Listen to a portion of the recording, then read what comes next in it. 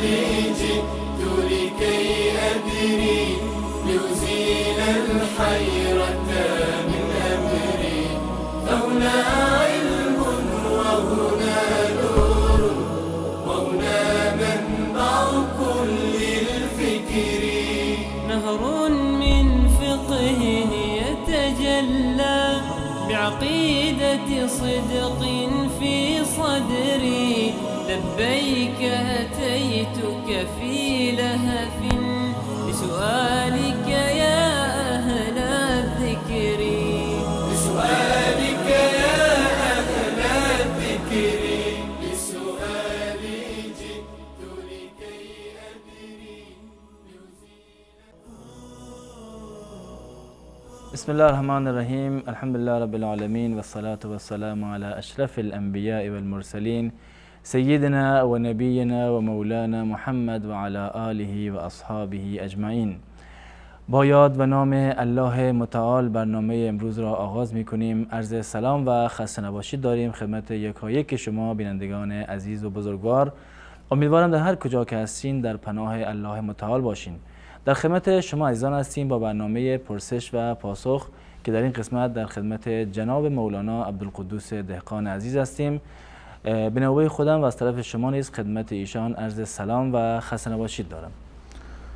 بنده خدمت جناب علی و تمامی بینندگان عزیز و عرض ادب و سلام و وقت بخیر دارم. السلام علیکم و رحمت الله و برکاته. علیکم السلام. در خدمت شما هستم. طبق معمول سوال‌های SMS بینندگان را آغاز می‌کنیم برنامه باهاش و بیننده گفتن که وقتی که یک زن دچار عادت ماهانه هست آیا میتونه بره سر قبرستان و آیا گناه داره یا نه اگر بره؟ بسم الله الرحمن الرحیم و به نستعین و صلی الله علی نبینا محمد و علی آله و صحبه اجمعین. زیارت قبرستان از دیدگاه اهل سنت و الجماعت سنت هست و انسان هر وقتی که میتواند و فرصت برایش مهیا می شود سنت هست که به زیارت قبرستان برود. رسول الله صلی الله علیه وسلم در ابتدای امر به خاطر بدعاتی که وجود داشت، به خاطر اینکه اعتقاد مردم هنوز پخته نبود، در ابتدای اسلام دچار بدعات و شرکیات میشدن سر قبرستان و در کنار قبرها رسول الله صلی الله علیه وسلم منع فرمودند که کسی حق ندارد که به قبرستان برود، به زیارت قبرستان برود. بعد از مدتی که عقیده مردم صحیح شد، در واقع استمداد از قبرها نداشتند و بدعات و شرکیات و کارهای خلاف شرع رو یاد گرفته بودند که سر قبرستان انجام ندهند، رسول الله صلی الله علیه وسلم بنابر مصالحی دستور دادند و گفتند که از این به بعد می توانید به زیارت قبرستان بروید. حرف ایشون و حدیثشون صراحت داره: الا کنت نهیتکم عن زیارت القبور الا فزوروها فانها تذکرکم الاخره. من قبلا شما را منع کرده بودم از زیارت قبرستان، اما از اکنون به بعد قبرستان رو بروید زیارت بکنید و دلیل زیارت قبرستان این است که فانها تذکرکم الاخره، که شما را به یاد آخرت خودتان میاندازد، شما را به یاد آخرت خودتان میاندازد. اینی که دستور عمومی هست، رسول الله صلی الله علیه و سلم اینو صادر کردن و دستور دادن. با توجه به این که یک حدیث دیگری هم هست از رسول الله صلی الله علیه و سلم که لعنت فرمودند زنانی را که به قبرستان میروند. منتها این دلیل دومی و این حدیث دلیل بر این است که رسول الله صلی الله علیه و سلم اجازه دادند. در این حدیث که اومده کنت نهیتکم عن زیارت القبور، غیر از این خود روایات دیگری نداریم که رسول الله صلی الله علیه و سلم منع کرده باشند از زیارت قبور، جز همین روایتی که در مورد زنان هست که زنان نباید به قبرستان بروند. پس بنابراین زیارت قبرستان سنت هست، هم برای مردها و هم برای زنها، و همچنین عمل سیدتنا عایشه رضی الله تعالی عنها هست که میرفتن سر قبرستان، قبر برادرشون میرفتن زیارت میکردن و رسول الله صلی الله علیه و سلم همیشه عایشه رضی الله تعالی عنها میفرماد که شبی که نوبت من بود همیشه در آخر شب میرفتن به قبرستان برای زیارت قبرستان و برای مردگان دعا میکردن.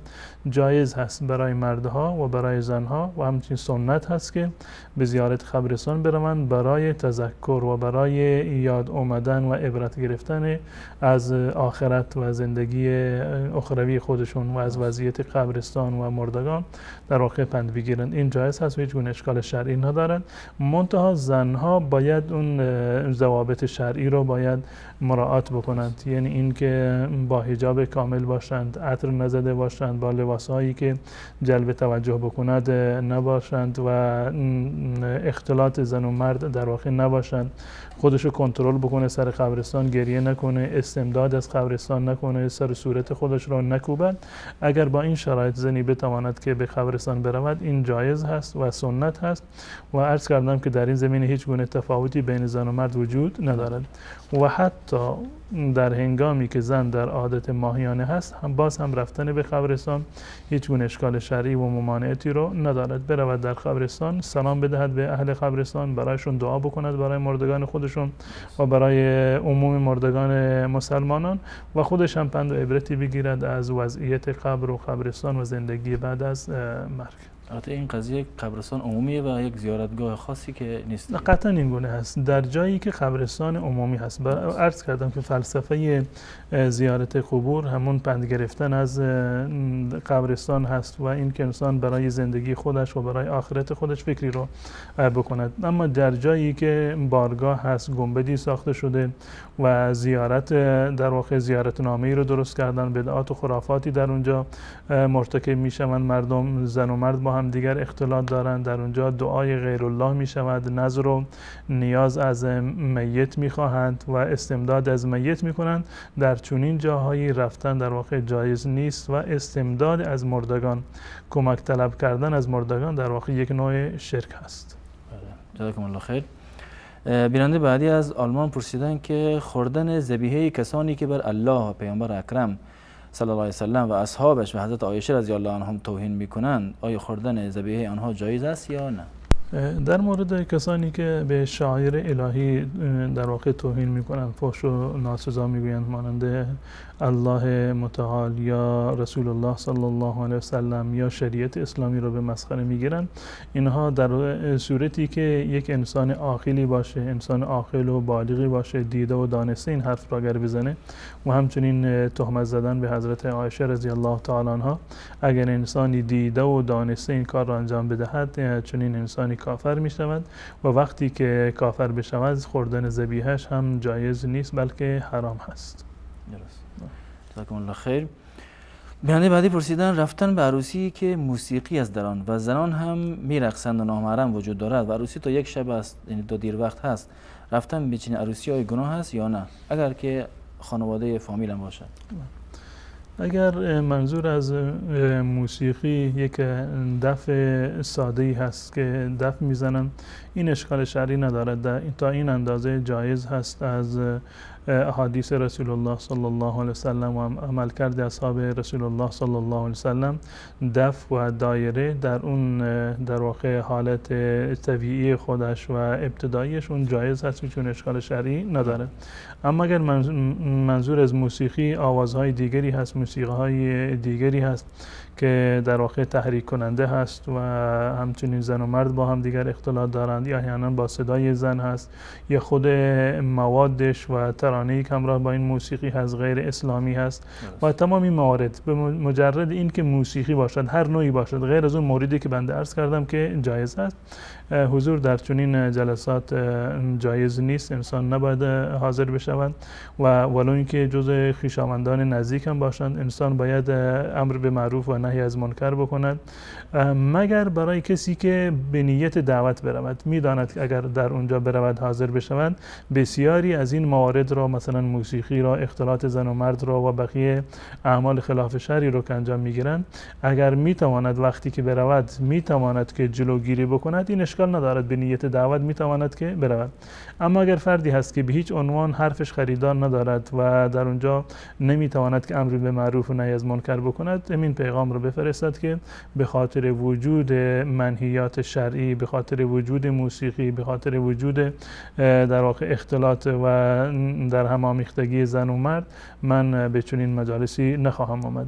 مطمئنا اگر عموم مردم این رو رعایت بکنند و در چنین مجالسی شرکت نکنند، اصحاب مجالس هم قطعا در واقع نمیخواند که مردم را از دست بدند و نمیخواند که در واقع بدنام بشوند. قطعا این گونه منکرات را و اعمال خلاف شر را ترک خواهند کرد و کسانی که حاضر میشوند و سیاهی لشکر میشوند و تشویق میکنند این گونه عروسی ها را، اونها در واقع در یک نوع تعاون بر اسم و عدوان هست، همکاری بر گناه هست و حضور در چنین مجالس از نظر شرعی جایز نیست. جزاکم الله خیر. از اتاق فرمان کارگردان عزیز خواهش میکنم که شماره تماس بینندگان عزیز رو زیرنویس بکنن و از بینندگان عزیزم همیشه مثل همیشه خواهش میکنم که وقتی که میخوان تماس بگیرن سوالا رو آماده داشته باشن و همچنین از طریق گوشی تلفن با ما صحبت بکنن، منتظر صداشون در تلویزیون نباشن. بیننده بعدی پرسیدن آیا اقامه نماز برای زن واجب است؟ به صورت کلی جایز هست اقامه نماز. رسول الله صلی الله علیه و سلم به 2 نفر از اصحابشون که میخواستن به سفر بروند، ابن ابی ملیکه بودن، بیشان فرمود که اذنا و اقیما ولی امکما اکبرکما، شما در هر جا که رفتی اذان بگویید و اقامه بگویید و اون کسی که بزرگتر هست اون در واقع امام بشود. در جایی که نماز برگزار می شود، به معنی که نماز جماعت برگزار می شود، سنت از جز سنت ها هست که در واقع اقامه گفته بشود. اذان، فلسفه اذان اعلام در واقع دخول وقت هست، اعلام این هست که الان وقت فلان نماز در واقع داخل شده، مردم آمادگی بیارن برای نماز. و اقامه اعلام هست برای در واقع شروع شدن نماز، برای خود اقامه و برپا شدن نماز. بنابراین برای زنی یا مردی که تنها نماز بخواند اذان و اقامه لازم نیست، اما اگر اذان و اقامه هم بگوید هیچ گونه اشکال شرعی و ممانعتی وجود ندارد و بنابر اون روایتی که عرض کردم از 2 صحابی رسول الله صلی الله علیه و سلم میتوانیم که این جزء سنت ها هم قرار بدیم و اشکال شرعی ندارد. جزاکم الله خیر. تماسای بینندگان عزیز وصله و از بینندگانم خواهش میکنم که گفتم مثل تکرار میکنم سوالا رو آماده داشته باشن و بعد تماس بگیرم. اولین بیننده رو وصل کنید. سلام علیکم، برنامه پرسش پاسخ بفرمایید. و علیکم السلام. در خدمت شما هستم. عرض میکنم خدمت استاد عبدالقدوس و شما و همکاران عزیز. آقا خالد عزیز از آلمان دیگه نه؟ بله.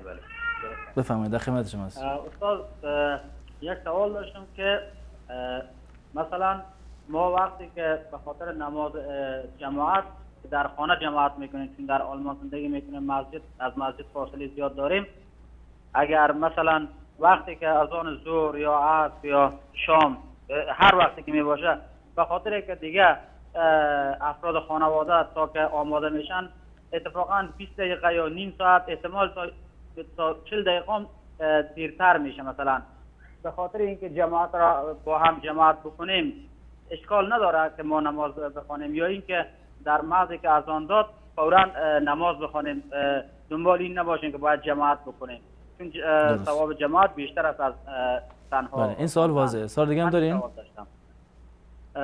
نه دیگه، تشکر. سلامت باشین. سلام علیکم، برنامه پرسش پاسخ بفرمایید. بله سلام علیکم. و علیکم السلام و رحمت الله. لطفاً یکم بلندتر صحبت کنید.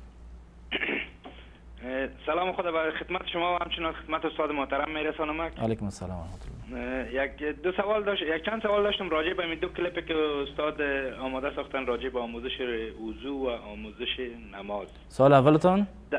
بله، در قسمت کلیپ آموزش وضو که هست همینجا ما را یاد داده بودن که مثلا آب همراه دست راست به بینی بگیرین و با دست چپ بشوین و همچنان پای با دست چپ بشوین. در کلیپ دیدم استاد همراه دست راست مثلا آب میگیرن با دان و همچنان با بینی میگن که طریقه رسول الله صلی الله علیه و سلم. حالا ما به می طریقه دیگه که آموخته شدیم مثلا با دست راست آب با بینی میگیریم و با دست چپ پاک میکنیم و همچنان پای با دست چپ میشیم.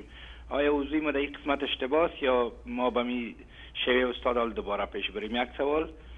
و سوال دومی در قسمت نماز است. مثلا در حتیات دوم که میشینیم در این طریقه میتونیم ششته میتونیم، مثلا در حتیات دومی که میشینن استاد که گفت پای باید از زیر پای دیگه تیر کنن و بشینن، در این قسمت یک ذره مشکل پیدا میشه برام، نمیتونم فرض مثال و همچنان درود شریفه که استاد خوانده در این قسمت آل ابراهیم یاد نکرده. ما اگه آل فعلا در این قسمت خودمون یاد گرفتیم و بچه‌هام که یاد دادیم اگه آل ابراهیم یاد میکنیم بازم در نماز اشتباهه یا نیست؟ مثلا در می دو کلیپ در می دو سوال برام پیدا شده بوده که دیگه یک جان تشکر از این کلیپ‌های که استاد آماده کرده، بسیار عالی کلیپ‌های خوبی هستن. تشکر میکنم. بله و سوال دیگه است که مثلا یک تعداد خانم‌ها مثلا دیگه خانم‌ها رو میگن که شما چرا آبرویتون رو نمیگیرین و این خانم‌های دیگه که هستن اینا گفته نمیتونن که این امر الله و رسول الله است، ما گناهکار میشیم. اونا میگن ما رو شوهرای ما اجازه نمیدن، یعنی به این معنی که ما پیش از این ارزش نداره امر الله و رسول الله و شوهر که به اصطلاح اگه بگویشه که اگه ابرویت بگیری مثلا من تو را طلاق میکنم که میزنم یا این رقمی، یعنی یک رقم برشون امر الله و رسول الله بسیار یک چیز عادی معلوم میشه. اما شوهر اگه برشون میگه همینا رو میخواستم که استاد یک توضیح برشون بکنه در این قسمت. بله بله. تشکر میکنم از شما. یک جان تشکر از برنامه زیبا شما. خدا تشکر میکنم از شما. سلام علیکم. سلام علیکم، بفرمایید. الو سلام علیکم. و علیکم السلام و رحمت الله، در خدمت شما. خسته نباشید. سلام. ببخشید یه سوال داشتم. بفرمایید. درباره موکل اگه میشه برام توضیح بدین و اگه وارد بدن کسی بشن چه کاری باید انجام بده اون طرف؟ درباره موکل. متوجه نشدم. موکل میگه چی هست منظورشون؟ موکل وارد بدن بشه؟ بله. یعنی قضیه سحر و بله همچین چیزایی از خانواده جنی هست. بله. سوال دیگه هم دارین؟ مرسی همین سال. سلامت باش. سلام علیکم، بفرمایید. سلام علیکم و رحمت الله و برکاته. و علیکم السلام و رحمت الله و برکاته، در خدمت شما هستم. سوال اگر کسی یک شخص دیگر بگوید زنم بر من طلاق، این سخن رو زنش نفهمیده باشد، چی وای می شود؟ زنش براش طلاق می شود اگر یا او شخص برای زنش به این زن نگفته باشد؟ درست. سوال دیگه هم دارین؟ سوال دیگر در باب حضرت خضر کمی هم معلومات میدید. حضرت خضر. بله. تشکر میکنم از شما. سلام علیکم و رحمت الله، به حق دعا میکنم. سلامت باشین، تشکر میکنیم. سلام علیکم، بفرمایید. و علیکم السلام. شبکه و سوال برنامه پرسش و پاسخ. بله بفرمایید، در خدمت شما هستم. 4 سوال داشتم. سوال اول ای که این درسته که میگن امام اعظم مقام خدا جل جلاله رو به خواب دیدن؟ این یک سوال. سوال دوم راجع به اینکه یک نفر در یک جامعه میتونه چند دستاری ها امامه به سر کنه، میگن سبز و سیاه و سفید، هر سه فرد هر سه نته. این سوالتون سریعه، دوباره تکرار کنید سوال دومتون رو. در یک جامعه که ما زندگی میکنیم یک نفر هست که سن امامه میپوشه، امامه سفید، سیاه و سبز. اون میگه که اینا هر سه تا سنت، ولی در بین مردم اختلاف انداخته که یکی میگه این امامه سفید و سیاه و سبز سبز درست. سوال دیگه راجع به این فاتحه رد از دست جنبی الله علیه و سلم. باشین دوباره سوال تکرار کنین، سوال سومتون. راجع به فاتحه دست جنبی رد از نماز. درست. که 23 نفر از اصحاب پیامبر صلی الله علیه و سلم دیگه این کار نکردن. دیگه سوالی نداشتم. خدا سلامت باش. تشکر میکنم.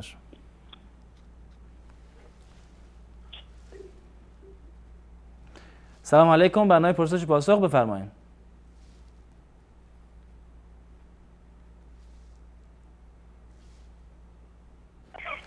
سلام علیکم، بفرمایید. سلام علیکم. و علیکم السلام و رحمت الله، در خدمت شما هستیم. همین مسجد ما رو برای قبرستان، پیش مسجد ما قبرستان هست. سلام علیکم، بفرمایید. سلام علیکم. مسجد روبروی قبرستان است. برادر گرامی از طریق گوشی با ما صحبت کنید، حرفاتون ادامه بدید، منتظر صدای تلویزیون نباشین. بله ادامه بدید دوست عزیز. بله همین در این مسجد مسجد ما رو برای قبرستان، همه قبرستان رو برای قبرستان، همین در همین مسجد ما نماز میخوانیم. درست از یا نه؟ پیش قبرستان میدار و پیش مسجد هیچ نیست، باید از قبرستان هم درست از یا نه؟ در اینجا سوال واضحه. سوال دیگه هم دارین؟ تشکر میکنم از شما. سلام علیکم، بفرمایید. سلام، خسته نباشید استاد. سلامت باشین، در خدمت شما هستیم. سوالم اینه که آیا جن میتواند به انسان صدمه بزند یا خیر؟ سوال دیگه هم دارین؟ نه میستر شما در نکنید. سلامت باشین. سلام علیکم، بفرمایید. الو.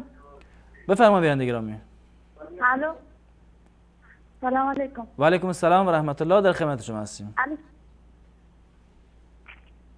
الو سلام علیکم. علیکم السلام و رحمت الله.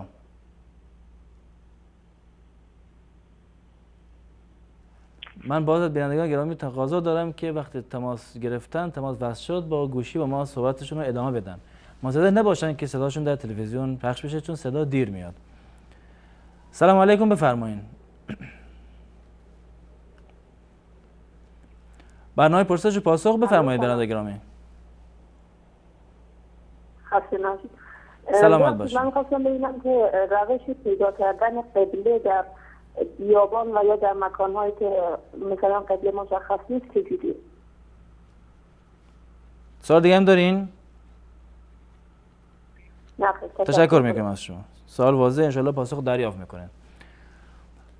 سلام علیکم، برنامه پرسش و پاسخ بفرمایید. السلام علیکم و رحمت الله و برکاته. و علیکم السلام و رحمت الله و برکاته، در خدمت شما هستیم. استاد محترم، چند سوال داشتم.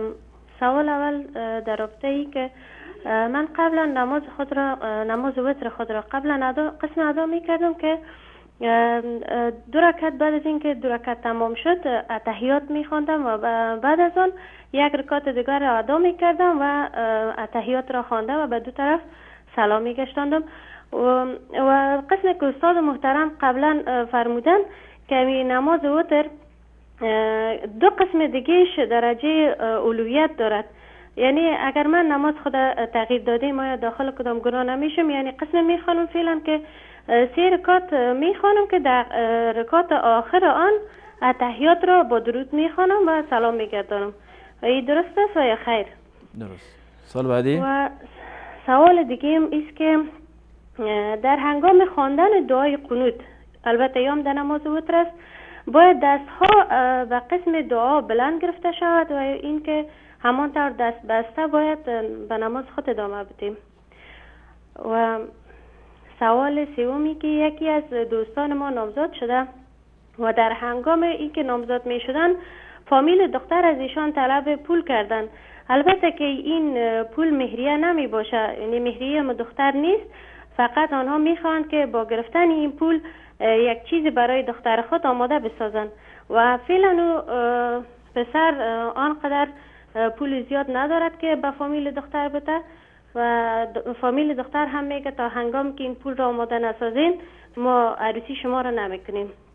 یعنی کسی میتوند که از زکات مال خود برای این شخص کمک کنه تا این بتونه که عروسی خود بکنه و این جواز داره یا خیر؟ درست. سوال دیگه هم دارین؟ شکر میکنم از شما. السلام علیکم و رحمت الله و برکاته. علیکم السلام و رحمت الله و برکاته. تماس بعدی بیننده رو بس کنید. سلام علیکم، برنامه پرسش و پاسخ در خدمت شما هستیم. الو. سلام علیکم، بفرمایید. سلام علیکم و رحمت الله و برکاته. و علیکم السلام و رحمت الله و برکاته، در خدمت شما هستیم. استاد یعنی حال شما خوب است؟ سلامت باشین، در خدمت شما هستیم. اولا سلام خود را بر شیخ انصاری رحمت الله علیه و عبدالقدوس زیخان میرسونم. علیکم السلام و رحمت الله و برکاته. سوال این است آیا بر مرده ختم قرآن جایز است؟ سوال دیگه هم دارین؟ بله. سوال بعدی؟ سوال بعدی بر کلی استادانی که از شبکه شما زحمت بکشن سلام میرسونم. و علیکم السلام و رحمت الله. سلامت باشید. در حق بنده دعا. تشکر میکنم از شما. ان شاء الله پاسخ جزاکم دریافت الله میکنید. سلامت باشین. سلام علیکم. برنامه پرسش پاسخ در خدمت شما هستیم. سلام آقا، خسته نباشید. سلامت باشین. آقا یه سوال داشتم. بفرمایید سوالتون. آقا سوالم این است، همه مردم میگن ازدواج نکنی جنازت نمیشه. من مثلا یعنی مثلا نمیتونم عروسی کنم، یعنی چیکار کنم؟ باید عروسی کنم نکنم نمیدونم. سوال دیگه هم دارین؟ نه ممنونم. درست. تشکر میکنم از شما. سلام علیکم. بفرمایید. سلام علیکم. بفرمایید.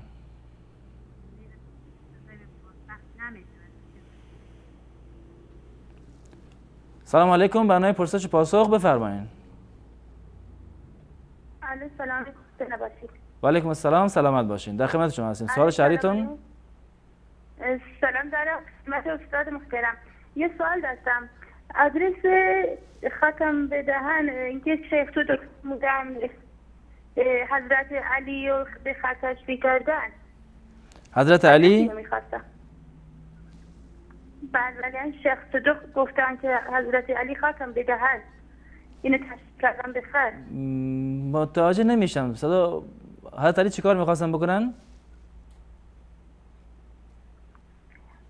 شیخ صدق تو یکی از کتاباشون گفتن حضرت علی رو تشبیه کردن خاتم به دهن به خط به الاغ.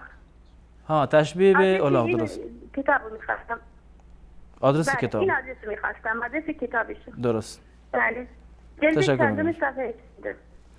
بله تشکر میکنم شما. سلامت باشید. خدا به شما. سلامت باشید. آخرین تماس بیننده رو بس کنید. سلام علیکم. برنامه پرسش پاسخ در خدمت شما هستیم. سلام علیکم. و علیکم السلام و رحمت الله. در خدمت شما هستیم. برادر سوال داشتیم. بفرمایید سوالتون. وقتی که با همسر خودش همخوابگی میکند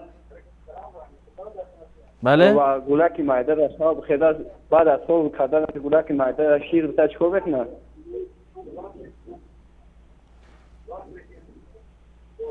دوباره سوال تکرار کنید.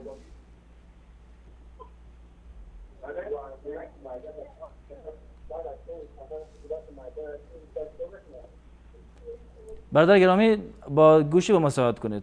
سوال دوباره تکرار بکنید. بعد که مرد قطعی همسرش خوب کند بله همخوابگی کند و بخیزه گولک معده را شیر زیاد. درست. سوال واضح است. تشکر میکنم از شما. سوال دیگه هم دارین؟ نه رحمت کلام. تشکر به حق ما دعا کنید. سلامت باشین. تشکر میکنم از شما. بینندگان گرامی در اینجا با هم یک میان برنامه کوتاهی میبینیم. دوباره باز خواهیم گشت. در خدمت شما عزیزان خواهیم بود.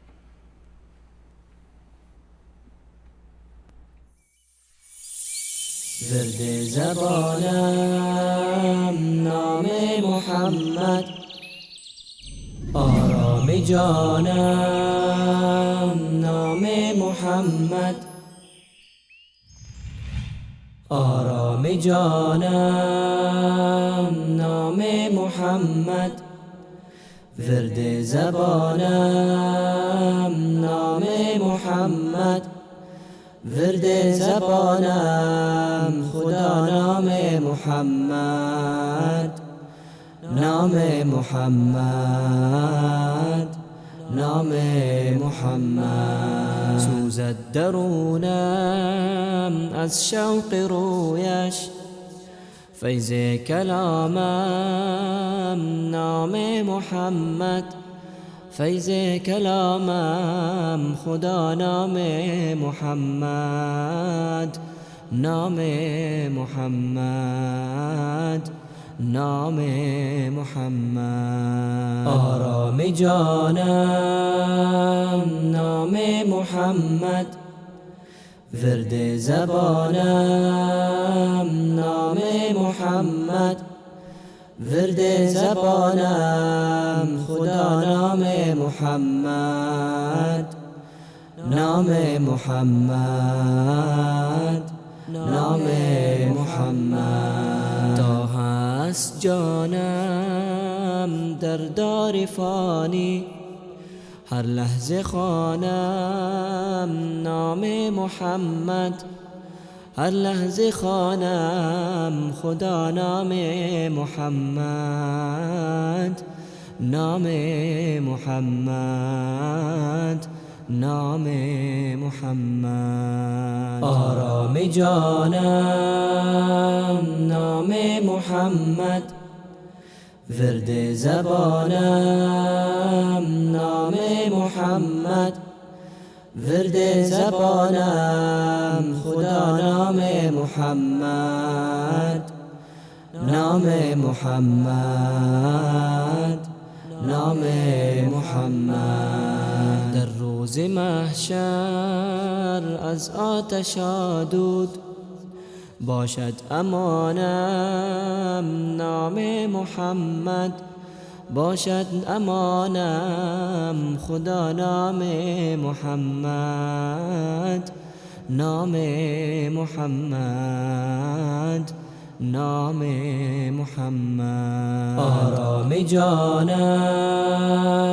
نام محمد، ورد زبانم نام محمد، ورد زبانم خدا نام محمد، نام محمد، نام محمد. گذشته‌ام من عیش جهان را، عیش جهانم نام محمد، عیش جهانم خدا نام محمد، نام محمد، نام محمد. آرام جانم نام محمد، ورد زبانم نام محمد، ورد زبانم خدا نام محمد، نام محمد، نام محمد. آرام جانم نام محمد، ورد زبانم نام محمد، ورد زبانم خدا نام محمد، نام محمد، نام محمد.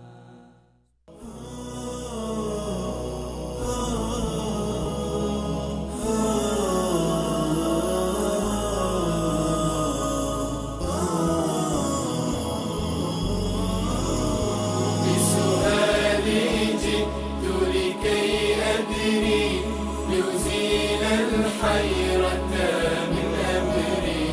فهنا علم وهنا نور، وهنا منبع كل الفكر. نهر من فقه يتجلى، بعقيدة صدق في صدري. لبيك أتيتك في لهف، بسؤالك يا أهل الذكر. بسؤالك يا أهل الذكر، بسؤالي. عرض سلام و خسته نباشید مجدد دارم خدمت شما بینندگان عزیز. جناب مولانا آقا خالد از آلمان سوالشون این بود که گفتن وقتی که در منزل به خاطر دور بودن مسجد نماز جماعت برپا میشه، آیا باید بلافاصله بعد از گفتن اذان نمازهای فرضی مثل نماز ظهر و عصر اینا رو بخونیم، یا باید بهتره که منتظر بشیم تا مردم خودشون آماده بکنن، کسانی که میخوان نماز بخونن، و نیم ساعت تا 40 دقیقه طول بکشه تا اینکه همه آماده بشه؟ و آیا این تأخیری در ادای نماز درسته یا نه؟ در مورد نماز جماعت، یعنی به صورت کلی تمامی نمازها رو اولویت این است که در ابتدای وقت خونده بشوند. در بنابر روایت حضرت عبدالله بن مسعود رضی الله تعالی عنه که اومده که افضل الاعمال این نماز هست که سر وقتش خونده بشود. این اولویت و برتری دارد. منتها اگر بنابر مصلحتی در برخی موارد نماز رو به تأخیر بیندازند یا برای مثلا تکثیر جماعت که جماعت زیاد بشوند یا مردم آماده بشوند، هیچ گونه اشکال شرعی ندارد و خصوصا در نماز عشا که ترغیب آمده که رسول الله صلی الله علیه و سلم فرمودند که لولا ان اشق علی امتی لامرتهم بتأخیر العشاء الی نصف اللیل او الی ثلث اللیل او نصفه. اگر بر امت من سخت نمیگذشت من دستور میدادم که نماز عشا رو تأخیر بکنند. این جزء سنت هایی هست در نماز عشا که با تأخیر خونده بشه بهتر است و هیچ گونه اشکال شرعی ندارد. وقتی که خانواده در منزل در واقع بعد از دخول وقت یا بعد از اذان میخواند که نماز جماعت بخونند، اشکال نداره که نماز یک مقدار تأخیر بشه و نیم ساعتی 40 دقیقه به قولیشون اگر تأخیر بشه به خاطر اینکه اهل خانواده آماده باشند برای نماز جماعت، هیچ گونه اشکال شرعی و ممانعتی در این زمینه وجود ندارد، بلکه این هم جزء سنت ها هست. یعنی تکثیر جماعت جزء موارد مرغوب هست که در شریعت اسلامی به آن در واقع امر شده و مورد تأکید قرار گرفته. و اگر در جایی هستند خونه ایشون که در یک محله هستند که اذان رو میشنوند، صدای اذان شنیده میشوند، نیازی به اذان نیست، وقتی که نماز رو شروع میکنند اقامه بگویند و نماز جماعت رو بخونند. اما اگر در شهری هستند که اصلا اذان گفته نمیشود یا در جایی هستند که خیلی دور هستند از مسجد که صدای اذان رو نمیشنوند، سنت هست که خودشون در داخل منزل هم اذان بگویند و هم اقامه بگویند و بعد از آن نماز جماعت رو برگزار کنند. جزاکم الله خیر. تماس بعدی بیننده گفتن که در راجع به کلیپی که در کانال پخش شده توضیح خواستن، گفتن که طبق مذهبی که اینها یعنی یاد گرفتن که با دست راست آب رو بینی برسونی و دست چپ آن را بشویین، ولی گفتن که استاد گفتن با دست راست این کار انجام دادن در هر دو حالت. آیا یعنی سنت این کار یا اشکال نداره؟ این جزء سنت هایی است که بنده عرض کردم که با دست راست در واقع آب را در بینی بکنند، یعنی استنشاق با دست راست باشد و استنثار یعنی بیرون کردن آب از بینی با دست چپ باشه. یا اینکه مثلا شستن دسته ها مثلا که اول دست راست رو بشوید، یعنی در هنگام که نشستن یعنی دست راست رو مثلا 3 مرتبه شستن، 1 مرتبهش فرض هست، 3 مرتبه شستنش در واقع سنت است. یا پاها را با دست راست یا با دست چپ شستن، هیچ گونه یعنی تفاوتی در این زمینه نیست. این که با یک دست مثلا آب را بگیرد، یعنی آب وضو را با آب استنشاق یا در واقع آبی که در دهان میکنند یا در بینی میکنند، میتواند با یک کف آب 3 مرتبه آب را در بینی بکند، در دهان بکند، 3 مرتبه در بینی بکند و میتواند که برای هر باری یک در واقع آب جداگانه بگیرد یا با دست راست هر دو تا کار را انجام بدهد، یعنی هم استنشاق را و هم استنثار را یعنی بیرون کردن آب را هم با دست راست جایز هست و هم با دست چپ جایز هست. هیچ گونه مشکلی در این زمینه وجود ندارد. اما معمولا رسول الله صلی الله علیه و سلم روششون این بوده که دست چپ را برای نظافت خودشون استفاده میکردن، یعنی برای کارهایی که مربوط به نظافت میبود ایشون دست چپ رو بیشتر استفاده میکردن و یکی از این موارد همین پاک کردن بینی هست. این اولاتر و بهتر است.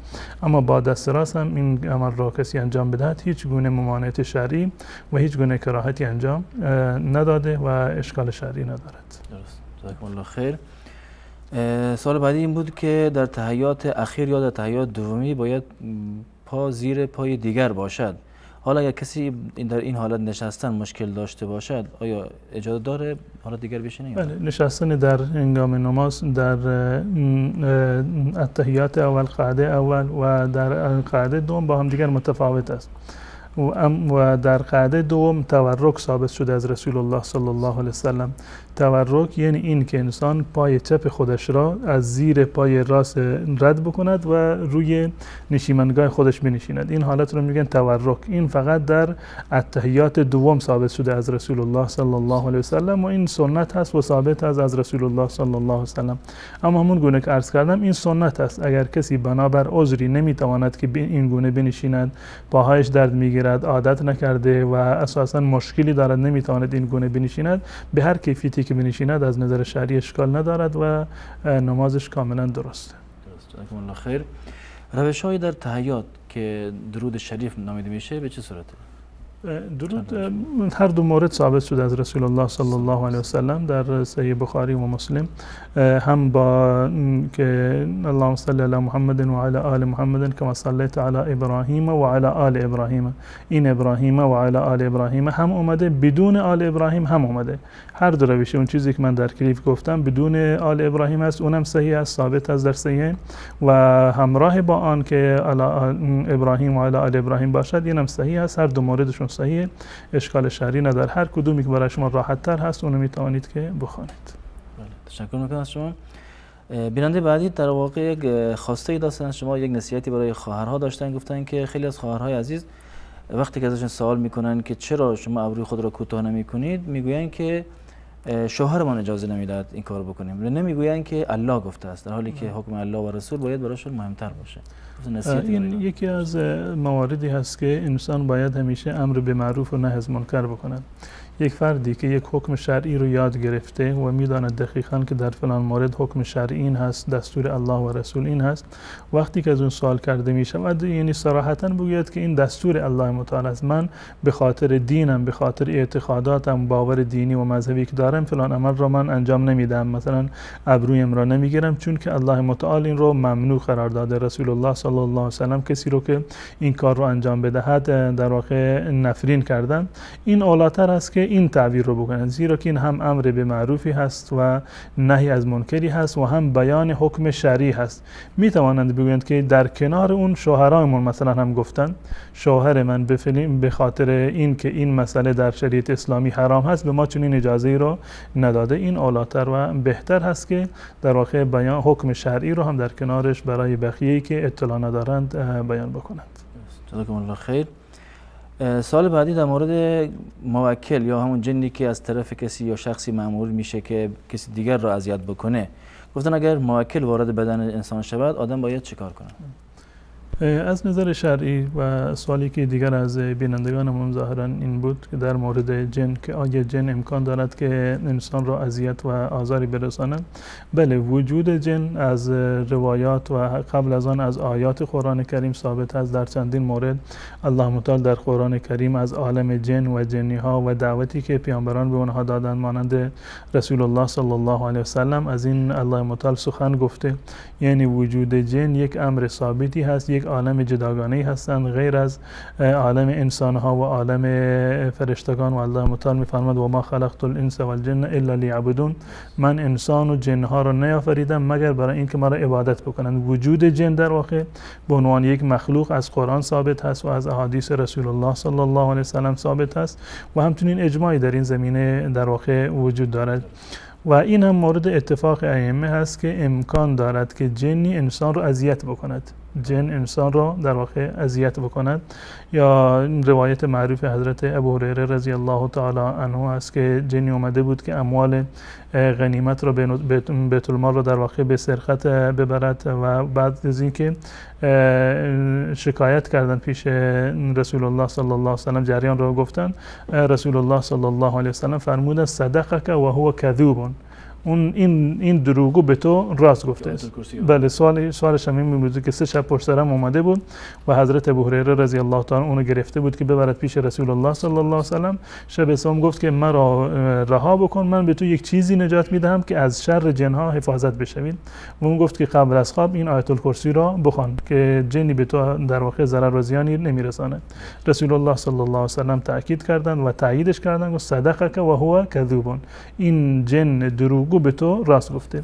این ثابت هست که جن احیانا به انسان در واقع ضرر میرساند. یا اینکه در مورد آیه ربا الله متعال در قرآن کریم رباخواران را تشبیه میکند به اون کسانی که جن زده هستند. اون که رباخواران را تشبیه میکند به انسانهایی که جن زده هستند و حالت صرع دارند، نمیتوانند که بله اونم هست الذين ياكلون الربا لا يقومون الا كما يقوم الذي يتخبطه الشيطان من المس. مس شیطان یعنی این که شیطان در بدن انسان برود. در واقع این تعبیر قرآنی هست. پس بنابراین هم وجود جن ثابت هست و هم این که ضرر و زیان برساند به مال انسان، به جان انسان، این هم ثابت هست و این هم در واقع که انسانی دچار جن زدگی بشود، این از آیات قرآن و از احادیث رسول الله صلی الله علیه و سلم ثابت هست. بله، راه حلشمون گونه که در حدیث قبلی بیان کردم خوندن آیت الکرسی هست که انسان این را بخوند و که رسول الله صلی الله علیه و سلم این را فرمودن و همچنین در هنگام خواب خوندنش در واقع مانع تاثیر جن هست و هم در صبح و شام، یعنی جز اذکار صباح و مسا هست. هر کسی که آیت الکرسی رو در صبح بخواند و همچنین بعد از مغرب، بعد از نماز فجر و بعد از نماز مغرب این رو بخواند، همراه با سوره در واقع آیت الکرسی، در کنار آن سوره قل هو الله احد، قل اعوذ برب الفلق و قل اعوذ برب الناس را 3 مرتبه در واقع بخواند. این در واقع یک نوع حفاظتی هست برای انسان در سایر روز، در تمام روز. کسی که این 3 سوره را بخواند همراه با آیت الکرسی بعد از نماز فجر و بعد از نماز مغرب، ان شاء الله الله متعال اون رو حفاظت میکنند. غیر از این مواظبت بر نمازها خیلی تأثیر مهمی در این زمینه دارد. رسول الله صلی الله علیه و سلم میفرماند هر کسی که نماز صبح را همراه با جماعت بخواند این در ذمه الله هست، یعنی این که الله متعال شما رو در واقع حفظ میکند. نماز فجر و نماز مغرب را، نماز فجر را بخوانید تا شبش در امان هستی، نماز مغرب را بخوانید تا فردایش در واقع در امان هستی. تمام اینها در واقع و تأثیر خیلی عمیقی را دارند در حفاظت انسان از جن، که انسان همیشه باید در ذکر و یاد الله متعال باشد. و شیطان در واقع وقتی که بخواهد در بدن یک انسانی نفوذ بکند و اون را به در واقع مس شیطانی باشد یا به قول این بیننده من موکل باشد، که معمولا این موکل به خاطر این است که اون کسانی که انسان را سحر میکنند این عمل سحر به خاطر وجود در واقع جن هست، یعنی با توجه از کمک و یاری گرفتن از جن ها میتوانند که در واقع این به فردی که سحر میشود ضرر و زیان برسانند. پس بنابراین اساسا خود التزام به عبادات شرعی این تأثیر خیلی زیادی دارد. التزام به اذکار و اوراد شرعی این تأثیر خیلی زیادی رو دارد و خصوصا نماز فجر و نماز مغرب در این زمینه و ادعیه‌ای که بعد از نماز فجر و بعد از نماز مغرب هست. و غیر از این در طول روز انسان همیشه در یاد الله متعال باشد. وقتی که یک در واقع جنی موکل می شود که در بدن یک انسانی نفوذ بکند یا سحر می شود یک فردی، این جن دنبال فرصت هست که در واقع این وارد بدنش بشود و در هنگامی که انسان در واقع غافل هست از الله متعال، این بهترین زمان هست برای این که جن در واقع وارد بدنش بشوند. زمانی که انسان آشفته هست، یعنی در این اوج عصبانیت هست، این بهترین زمان هست و راحت ترین زمان هست برای این که جن در بدن انسان فرو وارد بشود. به خاطر این هست که رسول الله صلی الله علیه و سلم به ما یعنی توصیه کردن در هنگام عصبانیت بگیم اعوذ بالله من الشیطان الرجیم، و در هنگامی که انسان شوکه می شود و این تمام مواردی هستند که در این حالت ها جن می تواند که وارد بدن انسان بشود. اما اگر انسانی که همیشه اذکار و اوراد رو بخواند، امیدوار هستیم که الله متعال رو از شر جن ان شاء الله حفاظت بکنه. ان شاء الله. جزاکم الله خیر. بیننده بعدی گفتن که اگر شخصی زنش را طلاق بده در جلو اشخاص دیگری ولی خود زن حضور نداشته باشد، آیا طلاق واقع می شود؟ بله، طلاق واقع می شود. لازم نیست که زن خبر بشود یا اینکه طلاق را بشنود، چون چیزی لازم نیست.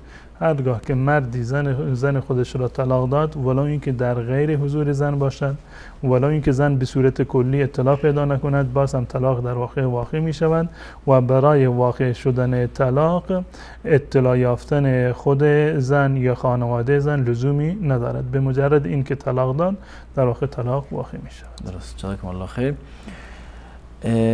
سوال بعدی بیننده گفتن که آیا امام اعظم ابو حنیفه رحمه الله الله متعال را در خواب دیده است یا نه؟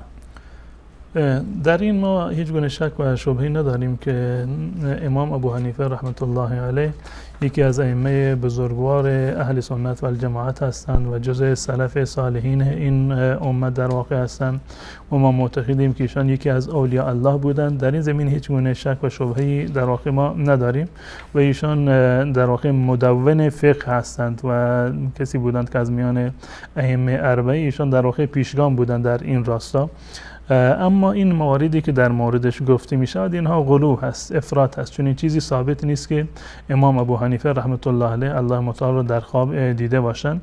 هر انسانی در حدی که در واقع الله متعال رو عبادت بکند کرامتش و ولی بودنش در همون اندازه هست. به هر اندازه‌ای که بیشتر پایبند باشد به همون اندازه به مقام ولایت و قرب الله متعال حاصل می شود. و ما عرض کردم که تمامی ائمه بزرگوار اهل سنت و الجماعت واقعا اهل سنت و اهل جماعت بودند و انشاءالله که از اولیای الله متعال هستند. اما اون چیزی که در مورد ایشان گفته می شود که مثلا در کنار خانه کعبه ایستاده بودند، نمیدونم قرآن رو ختم کردند، بر یک پای ایستادند و نصف قرآن رو خوندند، بر پای دیگری ایستادند نصف دیگر قرآن رو خوندند، یا اینکه 40 سال نمیدونم با وضوی نماز شب عشاء نماز فجر رو میخوندند، یا اینکه نمیدونم 100 بار یا کمتر بیشتر میگن که الله متعال رو به خواب دیده، چون این چیزی صحت نداره و اینها هیچ گونه دلیلی برای اینها اثبات اینها وجود ندارد. و اساسا رؤیت الله متعال هم در دنیا جز مواردی هست که منتفی هست. کسی در دنیا الله متعال را در واقع نمیبیند و رؤیت نمی کند، گرچه رؤیت الله متعال در قیامت برای مؤمنان این ثابت است، جز عقیده اهل سنت و الجماعت است، اما در دنیا میسر و ممکن نیست که انسانی الله متعال را ببیند. جزاکم الله خیر. بیننده بعدی در مورد خضر سوال کردن و این خضر چه کسی است و آیا الان زنده هست یا نه؟ خضر بنابر قول راجح یکی از انبیاء الهی بوده، یکی از پیامبران الهی بوده و در زمان حضرت موسی علیه السلام بوده، معاصر ایشان بوده. و این که گفته می شود که خضر از فرزندان آدم بوده، یعنی مستقیما فرزند آدم باشه، چون این چیزی هم ثابت نیست، بلکه یکی از معاصرین حضرت موسی علیه السلام بوده و عمرش هم در حد عمر همون یعنی انسانهایی بوده که در اون زمان میزیستن، یعنی یک حالت استثنایی نبوده. و امروزه خضری وجود ندارد، خضر فوت کرده و بنابر دلایلی که از قرآن هست و از احادیث رسول الله صلی الله علیه و سلم هست، الله متعال میفرماید که ما برای کسی قبل از تو خلد یعنی جاودانگی در دنیا رو رقم نزدیم، یعنی فین مت فهم الخالدون، یا اگر تو بمیری مگه بقیه ماندگارند خالدند جاودانه میمونند، چون این آیه قرآن است، چون این چیزی ثابت نیست. یعنی هر کسی و رسول الله صلی الله علیه و سلم فرمودند که از امروز به بعد تا 100 سال دیگر تمام کسانی که امروز وجود دارند در واقع فوت میکنند. و غیر از این هم اگر خضر واقعا زنده می بود باید می اومد در محضر رسول الله صلی الله علیه و سلم، در واقع می اومد ایمان می آورد به رسول الله صلی الله علیه و سلم، به شریعت اسلام در واقع، و می اومد در جنگ ها با رسول الله صلی الله علیه و سلم شرکت میکرد و هیچ چیزی در این مورد در واقع ثابت نیست. خضر یکی از انبیاء الهی بوده، از انبیاء بنی اسرائیل بوده در زمان حضرت موسی علیه السلام و قطعا فوت کرده و امروزه وجود ندارد و هیچ نقشی در دنیا هم ندارد. جزاکم الله خیر. پوشیدن عمامه سفید، سیاه و سبز و این رنگ هایی که مشخص میکنن چه حکمی دارن؟ پوشیدن عمامه خودش به صورت کلی که از عادات اعراب زمان جاهلیت بوده که رسول الله صلی الله علیه وسلم به حکم این که در اون جامعه زندگی میکردن هم این عادت رو در واقع داشتن. جز سنت هایی هست که جز عادات بوده، در واقع چیزی نبوده که رسول الله صلی الله علیه وسلم برخلاف عادت قریش، برخلاف عادت عرب این رو مسنون قرار داده باشد. این گونه چیزی نیست، بلکه یکی از عادات عرب بوده. در اون زمان عمامه میپوشیدند و رسول الله صلی الله علیه وسلم هم به عرف اون جامعه در واقع عمامه میپوشیدند. این عمامه فضیلتی که در واقع ثواب نماز را بالا ببرد، چون چیزی وجود ندارد. یعنی هیچ فضیلتی در مورد عمامه یا نماز با عمامه، قرآن خوندن با عمامه، فضیلتی در این زمینه به هیچ عنوان وارد نشده. این یکی از عادات بوده که رسول الله صلی الله علیه وسلم به اتباع و پیروی از عادات اون زمان در واقع عمامه میپوشیدند. منتها اگر کسی باز هم امروزه هم به نیت این که چون که رسول الله صلی الله علیه وسلم ولو این که جزء عادات قبیله‌ایشون بوده، عادات عرب بوده میپوشیدند، من هم به اتباع از رسول الله صلی الله علیه وسلم میپوشم، ان شاء الله که مصاب باشد و الله متعال ان شاء الله که این ثوابی به خاطر این اتباع سنت رسول در واقع به عنایت بکنند. اما این سنتی نبوده که رسول الله صلی الله علیه وسلم برخلاف عادات قوم این رو در واقع تصویب کرده باشه و بر آن عمل کرده باشه. و همچنین تمامی روایاتی که در مورد ثواب نماز با عمامه و بدون عمامه اومده، تفاوتی که در این زمین اومده، همهشون ضعیف هستن و به هیچ عنوان نمیتوانیم که حکم شرعی رو در این زمینه در واقع ثابت بکنیم. و عمامه اون چیزی که عرب ها در اون زمان میپوشیدن، هر زمانی هر رنگی که برایشون میسر بوده میپوشیدن، یعنی هیچ التزامی نبوده که حتما باید سفید باشد یا سیاه باشد یا سبز باشد، یا اینکه تفاوتی قائل باشند که نمیدونم سفید برای غیر سیدها هست و نمیدونم عمامه سبز برای سیدها هست، چون این چیزی در واقع در شریعت اسلامی ثابت نیست و جز عادات عرب بوده و هر کسی هر رنگی رو که برایش میسر بوده اونو به عنوان عمامه استفاده میکردن. رنگ سفید و رنگ سیاه و نمیدونم رنگ سبز یا رنگ‌های دیگه هیچ گونه خاصیتی ندارند و هیچ، یعنی گویا هیچ گونه تفاوتی هم نیستند. و این تفاوت‌هایی که امروزه در واقع در میان برخی از جوامع مردم اینو تفاوتی میدونن بین سید و غیر سید، این در واقع یک چیز خرافی هست و اصل و حقیقتی در شریعت اسلامی ندارد. درست. تشکر میکنم از شما. بیننده برای در مورد فاتحه یا خواندن سوره فاتحه به صورت دست جمعی بعد از نماز گفتن که توضیح بدین چه حکمی داره؟ منظورشون فکر کنم از فاتحه یعنی دعا بوده در، یعنی بعد از نمازهای فرض، یعنی فاتحه را هم میخونند بعد از معمولا وقتی که مردم میگه فاتحه خوندن یعنی که دعای دست جمعی کردن.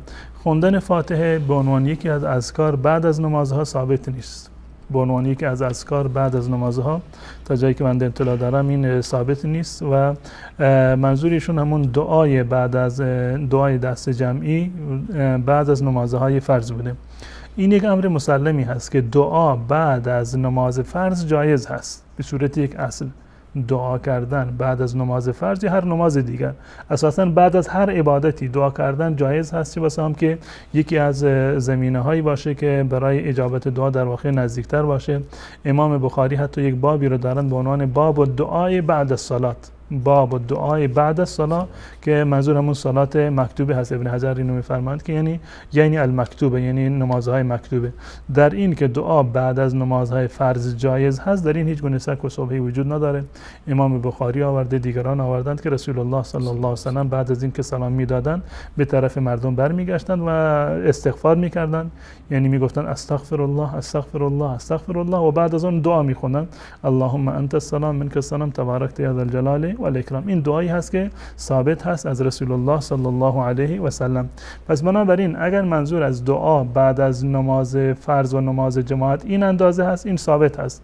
این ثابت هست. دعاهای دیگری ثابت هست که رسول الله صلی الله علیه و سلم توصیه کردن اللهم اعنی علی ذکرک و شکرک و حسن عبادتک، یا اذکار و اوراد دیگری که بعد از هر نماز در واقع ثابت هست. اما این که امام دعا بکنن، دستها رو بلند بکنن، امام دعا بکنن، یا حتی همین دعایی رو که ثابت هست، دعاهایی که ثابت نیست به جای خودش، حتی همین دعایی رو ثابت هست اللهم انت السلام منک السلام، این ثابت نشده که رسول الله صلی الله علیه و سلم حتی برای یک روزی هم بعد از نماز فرض دستها رو بلند کرده باشند و مردم هم دستها رو بلند کرده باشند و این گونه دعا بکنند که اللهم انت السلام. بله، لفظ دعا هست، در این شکی نیست که لفظ دعا هست. دعا بعد از نماز جماعت جایز هست، اما دعای دست جمعی ثابت نیست از رسول الله صلی الله علیه و سلم. دعاهای دیگری که ثابت نیستن به جای خود، حتی همین دعایی که ثابت هست و مسنون هست اللهم انت السلام، این هم ثابت نشده از رسول الله صلی الله علیه و سلم که به صورت دست جمعی این دعا رو در واقع خونده باشند، اونم دستها رو بلند کرده باشند، رسول الله دعا کرده باشند و مردم آمین گفته باشند. این دعا رو همه باید بخونن، هم امام و هم مقتدی، اللهم انت السلام و منک السلام، و همچنین اذکار و اورادی که بعد از نماز ثابت هست اونها رو همه باید بخونن. اما به هیئت دست جمعی که یکی دعا بکند بقیه آمین بگویند یا یکی بایستد و این اذکار رو بخواند و بقیه پشت سرش با صدای بلند تکرار بکنند، این از سنت رسول الله صلی الله علیه و سلم نیست و جزء بدعات هست. تشکر می‌کنم از شما. بیننده بعدی گفتن که خواندن نماز در مسجدی که قبله‌اش روبروی قبرستان است جایز است یا نه؟ ایشون گفتن که مسجد روبروی قبرستان هست. اگر واقعا دیوار قبرستان جدا هست، دیوار مسجد جدا هست، اشکالی نداره. فاصله داره، دیوار یعنی کاملا جدا هستن، در یک صحن نیستند و در خود صحن مسجد قبرستانی وجود نداره. در این صورت در چنین مسجدی در واقع نماز خوندن درسته. ایشون هم گفتند که پیش مسجد هیچ چیزی نیست، یعنی جلوی مسجد چیزی نیست، فقط مسجدشون روبروی قبرستان هست، یعنی در موازات قبرستان هست و این اشکال شرعی نداره. در صورتی که در واقع در مسجد قبری نباشه و نزدیک قبرستان اگر باشه این اشکال نداره. در اون مسجدی که در اون مسجد قبر هست یا در وسط قبرستان هست بدون اینکه حصاری کشیده باشن و جدا باشد، در چنین مسجدی نماز خوندن جایز نیست. اما مسجدی که روبروی قبرستان باشه یا در کنار قبرستان باشه و هیچ ارتباطی با قبرستان نداشته باشه، در چنین مسجدی نماز خوندن جایز است. درست، جزاکم الله خیر. روش پیدا کردن قبله در جاهایی که نمیتونیم قبله رو مشخص کنیم یا مشخص نیست چیکار باید کرد؟ پیدا کردن قبله در هر منطقه نمیشه که یک معیار رو برای تمامی منطقه در واقع در نظر گرفت. یعنی حتی با شناخت ستارگان هم با توجه به معیاری که در این زمین هست نمیشود که برای تمام مناطق و در چهار طرف در واقع کعبه و چهار طرف دنیا در واقع یک معیاری رو ثابت کرد. در مورد قبله تحری اومده، انسان باید تحری بکند. تحری یعنی این که خودش بیاندیشد، فکر بکند و گمان زنی بکند که قبله به کدوم طرف است. شما در یک بیابانی رفتید میخواید الان نماز بخونید و کسی هم نیست که شما در واقع از اون بپرسید. اگر ابزار و وسایل امروزی باشند، قبله نماهایی که وجود داره، برنامه‌هایی که در موبایل نصب میشه، خب این راه سادهش است، میتوانید از این طریق پیدا بکنید. اما فرض کنیم که به هیچ عنوان نه شخصی وجود داشته که شما از اون سوال بکنید قبله رو، کسی قبله رو نمیداند و هیچ ابزاری هم در دست شما نیست که بتوانید قبله رو پیدا بکنید. حکم شرعی در مورد شما این است که شما تحری بکنید، یعنی خودتون تخمین بزنید، نگاه بکنید به یک کدوم طرف که قلب شما گواهی داد یا گمان غالب شما، حدس غالب شما به اون طرف بود، به همون طرف رو بکنید و نماز بخوانید و نماز شما درست است. جزاکم الله خیر. بیانیه بعدی گفتن که قبلا نماز وتر رو به این صورت می‌خوندن که 3 رکعت را با یک سلام می‌خوندن، یعنی 2 تحیات و 1 سلام، ولی بعد استاد گفتن که روش دیگر، یعنی که با 2 سلام باشد اولاتر است. الان اون نمازهایی که خواندن به جای خودش ثوابش هست و آیا روش تغییر بدن یا نه؟ نه، قطعا هر کسی که بنابر یک رأی مفتی، یک رأی عالمی یا امامی از پیروی از یک مذهبی یک امری رو در واقع عمل کردن، در واقع این بری الذمه هست، یعنی عباداتش کاملا قبول هست و هیچ گونه اشکالی در این زمینه وجود نداره. اما بنده عرض کردم که به خاطر اولویت که این روشی که عرض کردم که 3 رکعت نماز وتر با 2 سلام باشه یا اینکه با 1 سلام و 1 تحیات باشه، این اولویت دارد و بهتر هست و از احادیث رسول الله صلی الله علیه و سلم ثابت است. این بدین معنی نیست که نمازی که شما قبلا با روشی دیگر خونده اید یا کسانی که میخونن اون باطل است، اما این روش به سنت رسول الله صلی الله علیه و سلم نزدیکتر است. سپاسگزارم از شما. در هنگام دعای قنوت آیا باید دستها را بلند کرد یا دست بسته؟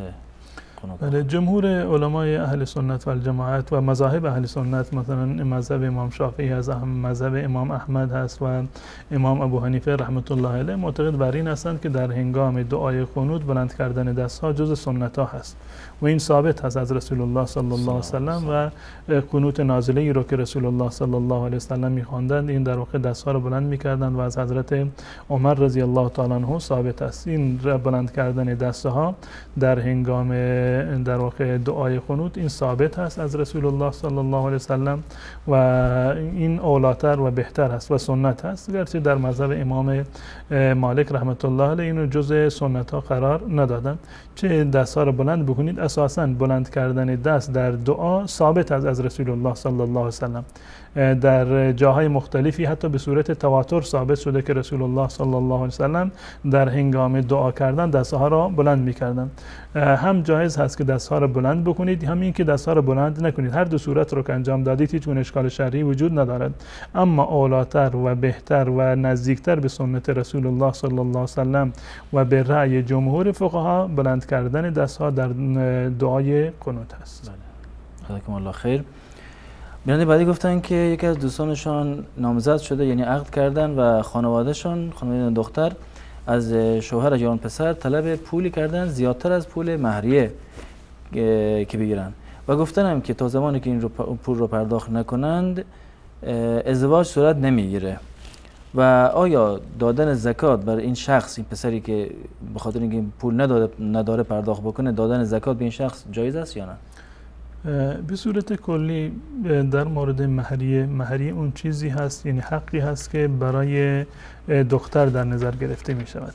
یک حقی هست برای دختر در نظر گرفته می شود که برگردن داماد لازم هست و واجب است که اون را بپردازد، چه نقدن بپردازد یا به قول معروف عند المطالبه باشه، هر وقتی که دختر نیاز داشته باشه اون رو طلب بکنه. این حق صریح و صحیح و خالص دختر است. هیچ کسی در این حقی رو نداره، نه پدر حق دارد، نه مادر حق دارد و حتی نه شوهر هم حق ندارد، بقیه خویشاوندان برادرها هیچ کسی در این زمین حق ندارد. حق خالص و تضمین شده خود دختر است. هر گونه که خودش بخواد میتونه در اون عمل بکند، میتوند که به شوهرش ببخشد، میتوند که به پدر و مادرش ببخشد، میتوند که در واقع اون رو برای خودش نگه دارد یا اون رو صدقه بکند. هر چیزی که خودش خواست میتوند که در این مال در واقع تصرف بکند در مهریه خودش. و اون چیزی که در شریعت اسلامی ثابت هست که در هنگام ازدواج مرد یا همون داماد یا شوهر باید پرداخت بکنه، صرفاً مهریه‌ای هست که به دختر تعلق میگیرد. و قطعا اون مخارجی هم که در عروسی هست و به قول معروف مهمانی هست یا اون خرج و نفقه‌ای که زن در واقع داره، اون یک مسائل کاملا جداگانه هست. اما از نظر شرعی برای هیچ پدری، برای هیچ مادری، برای هیچ عمویی، برادری جایز نیست که از دامادشون یک چیزی رو طلب بکنند، به عنوان شیربها باشه یا به عنوان هر اسمی که روش بگذارند، چون این چیزی از نظر شرعی ناجایز هست، حرام هست. این یک نوع باجگیری هست که در اسلام وجود نداشته و قطعا حرام هست و در واقع سوء استفاده کردن از نیازی هست که در واقع این جوان داره و از حسن نیتی هست که این جوان اومده خانواده شما رو انتخاب کرده، دختر شما رو برگزیده که در واقع خوشبختش بکند، در واقع با اون زندگی بکند. این یک نوع سوء استفاده از چنین جوانی هست و از چنین در واقع خیرخواهی و خیراندیشی هست که این جوان در واقع دارد. گرفتن هر گونه پولی، چه به عنوان شیربها باشد یا به عنوان مجبور بکنند که شوهر را که به خانواده دختر بدهد، چون این از نظر شرعی کاملا حرام، ناجایز هست و برای پدر و مادر خوردن چون این مالی از نظر شرعی جایز نیست. و در صورتی که این در واقع داماد یا اون پسر در واقع مجبور باشد بدون طیب خاطرشون را بدهد، بدون رضایت بدهد، این خوردن مال مردم به صورت حرام هست. رسول الله صلی الله علیه و سلم فرمودند لا یحل مال امرئ مسلم الا بطیب نفسه. و خوردن و استفاده کردن از مال مرد مسلمان و انسان مسلمان بدون طیب خاطر و بدون رضایتش جایز نیست. این یک حکم کاملا جداگانه هست. اما در موردی که بالفرض ما یعنی تصور بکنیم انشالله که چنین نباشه، مردم ما انشالله این موارد را رعایت بکنن. بالفرض یک آقای میخواد یک جای داماد بشود و اصرار دارد که در اون دختر رو انتخاب کرده، پسندیده، منتها خانواده دختر مثلا بهش گیر دادن که حتما باید یه مبلغی رو به عنوان شیرینی، نمیدونم به عنوان شیربها و نمیدونم که هر موردی که باشه این در واقع از بگیرد از اون. در این زمینه جایز هست که افراد دیگری که توانایی دارند یا اهل زکات هستند که زکات پرداخت بکنند، جایز هست که بچون این جوانی زکات بدهند تا اینکه ایشون یا مهریه رو بدهد یا اون پولی رو خرج عروسیش رو به هر گونه‌ای که میتواند و نیاز دارد اون مصرف بکند. یعنی برای کسی جوانی که میخواد که عروسی بکند دادن زکات از نظر شرعی جایز هست و هیچ گونه اشکال ندارد، بلکه اولاتر و بهتر هم هست. جزاکم الله خیر. ختم قرآن بر مرده جایز است یا نه؟ ختم قرآن برای میت برخی از علما به صورت یعنی عمومیاتی که اومده برای ایصال ثواب به میت اینو جایز قرار دادن، اما از نظر سنت رسول الله صلی الله علیه و سلم و عمل کرده ایشان ما هیچ گونه دلیل صحیح و صریحی رو نداریم که رسول الله صلی الله علیه و سلم برای مردگان خودشون در واقع قرآن خونده باشن، در صورتی که قرآن خوندن راحت ترین کاره. قرآن خوندن راحت ترین کاره. هر کسی حتی از صحابه فقیر هم میتونستند که برای مردگان خودشون قرآن بخونن، ختم بگیرن، اما رسول الله صلی الله علیه و سلم چنین کاری رو نکردند. نه برای در واقع حضرت خدیجه ختمی رو گرفتن، نه برای دخترانشون که از دنیا رفتن، نه برای پسرانشون، نه برای عمویشون و نه برای اصحابشون. این ثابت نشده که رسول الله صلی الله علیه و سلم برای یکی از صحابه ختم قرآن گرفته باشه یا در مسجد رسول الله صلی الله الله علیه وسلم روز اعلام بشه که امروزه ما ختمی میخونیم برای نمیدونم فلان صحابی، یا بعد از وفات ابوبکر ختم گرفته باشن برای ابوبکر، برای عمر، برای عثمان، برای علی. چون این چیزی در فرهنگ صحابه و اصحاب رسول الله صلی الله علیه وسلم ما نداریم. بهتر هست که در این زمینه ما به اون چیزی که در شریعت اومده و رسول الله صلی الله علیه وسلم ترغیب و تشویق کردن بر اون عمل بکنیم. اون هم سنت هست و هم این که راه مطمئنی هست که در واقع ایصال ثواب بشود. رسول الله صلی الله علیه وسلم فرمودند که دعا هست، رفتن سر قبرستان دعا کردن برای مردگان جایز هست. رسول الله همیشه این کار رو انجام میدادند. خود رفتن، همین سلام دادن به مردگان، این خودش یک نوع دعا هست. حتی ذکر خیر کردن مردگان، خوبی هایشون رو تعریف کردن، مثلا که اینم جزء در واقع یک نوع شهادت هست و یک نوع تزکیه هست برای مردگان، اینم تاثیر داره. اما خواندن قرآن از حدیث رسول الله صلی الله علیه وسلم دلیلی در واقع نداره. انسان باید به همون دعا اکتفا بکنه، به صدقه دادن برای میت اکتفا بکنه، به حج کردن از میت، این موردی هست که جایز هست، این مورد اکتفا بکنه، این اولا و بهتر هست. و این مورد که حد اقلش این است که مورد اختلافه، حد اقلش این است که مورد اختلاف هست. علما اختلاف نظر دارن در این زمینه. اون کسانی هم که میگویند که جایز هست دلیلشون فقط عمومیات هست که ایصال ثواب به عنوان یک اصل ثابت است. ایصال ثواب به عنوان یک اصل ثابت است. در مورد برای روزه ثابت است. کسی که در واقع فوت کرده باشه، برگردنش روزه‌ای بوده و قضایی دارد، ولیش میتواند به جاش روزه بگیرد. اگر کسی وفات کرده و حج عمره نکرده، ولیش میتواند به جاش حج عمره بکند. این چیزهایی که هست که ثابت هست از رسول الله صلی الله علیه و سلم. و همچنین صدقه دادن جایز هست و دعا کردن جایز هست. ما اون مواردی رو که ثابت هست بر اونها عمل بکنیم و اون مواردی که ثابت نیستن ما نمیتوانیم از طرف خودمون قیاس بکنیم. این در مورد عبادات هست، در مورد ایصال ثواب هست، در مورد یک امر غیبی هست که ما نمیدونیم.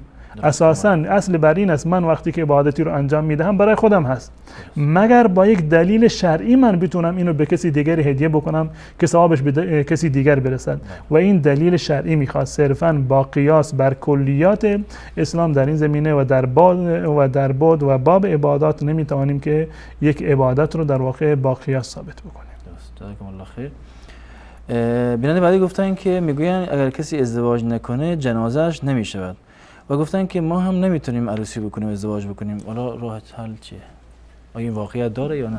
این رسول الله صلی الله علیه و سلم تشویق کردن برای ازدواج، در این هیچ گونه شکی وجود نداره. رسول الله صلی الله علیه و سلم فرمودند که النکاح من سنتی، که نکاح هم در واقع جزء سنن پیامبران هست و یک طبیعت و سرشت و یک نیاز طبیعی هست، هم برای مردان و هم برای زنان. و رسول الله صلی الله علیه و سلم توصیه کردند یا معشر الشباب من استطاع منکم الباءة فلیتزوج، اگر کسی توانایی دارد ازدواج بکند و اگر توانایی ندارد سعی بکند که راهکارهایی رو در پیش بگیرد که شهوتش رو در واقع مهار بکند، مانند روزه گرفتن، مانند کارهایی که در واقع وقت انسان رو میگیرند و مثلا قرائت قرآن هست و تلاوت هست یا مطالعه کردن هست یا کارهای فیزیکی و بدنی رو در واقع انجام بده، خلاص این که وقتش رو پر بکنند. اینها روش هایی است که انسان در واقع یعنی انسان مجرد میتواند اینها رو به کار بگیرند. اما اصل بر ازدواجه. رهبانیت ما در اسلام نداریم. در روایت معروفی که اومدن چند نفر، حضرت عایشه رضی الله تعالی عنها میگن 3 نفر اومدن، یک رهتی اومدن نزد رسول در خونه رسول الله صلی الله علیه و سلم، سوال کردند از عبادت رسول الله صلی الله علیه و سلم. حضرت عایشه بیان کردند که رسول الله صلی الله علیه و سلم از زمانی که وارد خونه میشوند تا زمانی که بیرون میروند این عبادت ها را انجام میدهند. اون عبادتی رو در مسجد و در خارج از خونه انجام میده، اون رو خود شما که دیدید. در روایت اومده که انهم تقالوها، اینا فکر کردن که عبادت رسول الله که یعنی زیاد نیست، کم ظاهرا، یعنی رسول الله باید بیشتر عبادت میکردن. این تصور خودشون بود. اینو توجیه کردن دوباره به این که خب رسول الله صلی الله علیه و سلم رو الله متعال تمامی گناهانش رو در واقع بخشیده، ما گذشته و آیندهش رو الله متعال معاف کرده، پس بنابراین ما باید بیشتر از رسول الله صلی الله علیه و سلم عبادت بکنیم. این 3 نفر با اون تصور اشتباهی که در واقع داشتن رسول الله صلی الله علیه و سلم دوباره اینو تصحیحش کرد. این 3 نفر تصمیم گرفتن. یکی گفت که من همیشه شبها تا صبح نماز تهجد میخونم، اصلا نمیخوابم. یکی دیگر گفت که من در طول عمرم روزه میگیرم و همیشه در هر روز من روزه میهستم، افطار اصلا نمیکنم، به معنی که هیچ روزی رو من بدون روزه نمیگذارم. یکی دیگر گفت که من اصلا ازدواج نمیکنم و برای همیشه من در واقع در مشغول عبادت الله متعال میشم تا اینکه به جایگاه رسول الله صلی الله علیه و سلم برسیم. رسول الله صلی الله علیه و سلم تشریف آوردن، رفتن روی منبر، مردم را جمع کردند، گفتند که به چه دلیل افرادی اومدند و این حرف رو زدند. در شریعت اسلامی شما چنین اجازه ندارید که تمام عمرتان را روزه بگیرید. شما اجازه ندارید که تمام شب را به صورت همیشه نذر بکنید که من تا زنده هستم تمام شبا اصلا نمیخوابم، یعنی استراحت نمیکنم. شما اجازه ندارید که نذر بکنید که من اصلا ازدواج نمیکنم و رهبانیت را اختیار میکنم. رسول الله صلی الله علیه و سلم فرمودند که اتقاترین شما، بیشتر از همه شما، من از الله متعال میترسم، تقوا و خشیت دارم، اما من هم میخورم و هم روزه میگیرم، هم میخوابم و هم نماز شب میخونم و همین که ازدواج میکنم. و فرمودند که نکاح در واقع جز سنت های من هست. پس بنابراین این اصل هست که انسان باید تا جایی که میتواند، رسول الله هم تشویق و ترغیب کردند که انسان باید ازدواج بکند. اما اگر کسی بنابر عوارضی نتوانست ازدواج بکند، اما از این که این عوارض مادی باشند، روحی روانی باشند، یا اینکه عوارض جسمانی باشند، کسی نتوانست ازدواج بکند، معنیش این نیست که از ثوابش کاسته می شود، عبادت‌هایش قابل قبول نیست نزد الله متعال، معنیش این نیست که در قیامت جایگاهی رو نداره، معنیش این نیست که نماز جنازهش قبول نمی شود، چون این چیزی مطلقاً وجود ندارد. کسی که چه مجرد باشد، چه متأهل باشد، اونم کسی که چه نمیدونم 2 مرتبه متأهل شده باشد یا 3 مرتبه متأهل شده باشد، همشون یکی هستن. نماز جنازه برای همشون به یکسان هست. نماز جنازه فلسفهش در واقع یک نوع سفارشی هست برای مرده. نماز جنازه یک نوع سفارشی هست برای مردگان. در واقع تفاوتی نداره که این مرده مرد باشد یا زن باشد یا اینکه مجرد باشد یا متأهل باشد، در همه صورت‌ها نماز جنازهش کاملا درسته. و تمام روایاتی که و خصوصا این روایات شیعی هست، ساخته و پرداخته شیعی هست که در مذمت مجردی هست و لعن و نفرینی که اومده در برای مجردان، اینا تمام خرافه هست، روایات باطلی هستند که هیچ گونه اعتباری رو در واقع ندارند. و نماز جنازه قطعا صحیح هست و هیچ گونه اشکال شرعی در این زمینه وجود ندارد. و من دعا میکنم که الله متعال تمامی مجردهایی رو که تا حالا ازدواج نکردن، دختر و پسر رو انشالله الله متعال شریک زندگی مناسبی با ایمان و با اخلاقی و انشالله نصیبشون بکند و خوشبخت بشوند در دنیا. و اون کسانی هم که تا حالا میسر نشده انشالله که برایشون میسر بشود. اما اگر کسی نتوانست که فعلا ازدواج بکند، این در واقع دغدغه این رو نداشته باشد، هم عباداتش قبول هست و هم در روز قیامت هیچ گونه مؤاخذه‌ای انشالله نخواهد شد و نماز جنازه بر اون هم دقیقاً و قطعاً انشالله جایزه و صحیح. درست. جزاکم الله خیر. در اینجا اتاق فرمان خواهش میکنم که دوباره شماره تماس بینندگان رو زیرنویس بکنن تا چند تا سوال بیننده دوباره بگیریم. و بازم از بینندگان خواهش میکنم که لطف کنید سوال ها رو آماده بکنید تا وقت زیاد گرفته نشه و از طریق گوشی به ما صحبت بکنید. در مولانا بیننده بعدی گفتن که آدرس این که حضرت علی را شیخ صدوق البته گفتن یا در کتاب دیگه بهار اومده باشه که شیعیان در کتابشون حضرت علی را تشبیه به نعوذ بالله الاغ کرده باشن خواستن. این روایت در کتاب‌های متعدد شیعه اومده، در کتاب‌های صدوق دقیقاً من خاطرم نیست، اما این رو شیخ مفید در کتاب اختصاص خودش آورده و به نقل از کتاب اختصاص مجلسی در بهار الانوار خودش جلد 25 صفحه 381 این روایت رو آورده و ذکرش کرده. و متاسفانه این تنها موردی نیست که به سیدنا علی رضی الله تعالی عنه در روایات شیعه اهانت شده. این مورد هست. مورد دیگری هست که در تفسیر قمی وجود دارد که سیدنا علی رضی الله تعالی عنه را احیانا یعنی در بعضی از موارد یعنی تشبیه به بعوضه کردند، یعنی پشه خوندن سیدنا علی رضی الله تعالی عنه را، یا در مواردی ایشون را دابت الارض یعنی جنبنده یا حیوان در واقع معرفی کردند. این اهانت هایی هست که شیعه متاسفانه یا راویان شیعه به اهل بیت رسول الله صلی الله علیه و سلم روا داشتن، نه تنها حضرت علی رضی الله تعالی عنه بلکه به امام جعفر صادق و امام باقر و بقیه اهل بیت رسول الله صلی الله علیه و سلم و حتی حضرت فاطمه رضی الله تعالی عنها متاسفانه موارد صریحی وجود داره که هیچ گونه توجیه عقلانی ندارد و اهانت محض هست. بله. جزاکم الله خیر. تماس بینندگان وصله و اولین بیننده رو بس کنید. سلام علیکم، بفرمایید. سلام علیکم برادر، خوبه؟ چطور هستین؟ سلامت باشین، در خدمت شما هستیم. میشه از مولانا صاحب به خصوص سوال بفرمایید سوالتون، فقط بلندتر صحبت کنید. سوال ما به در همی است که من از افغانستان هستم، یک چند وقت پیش از لندن رفته بودم افغانستان.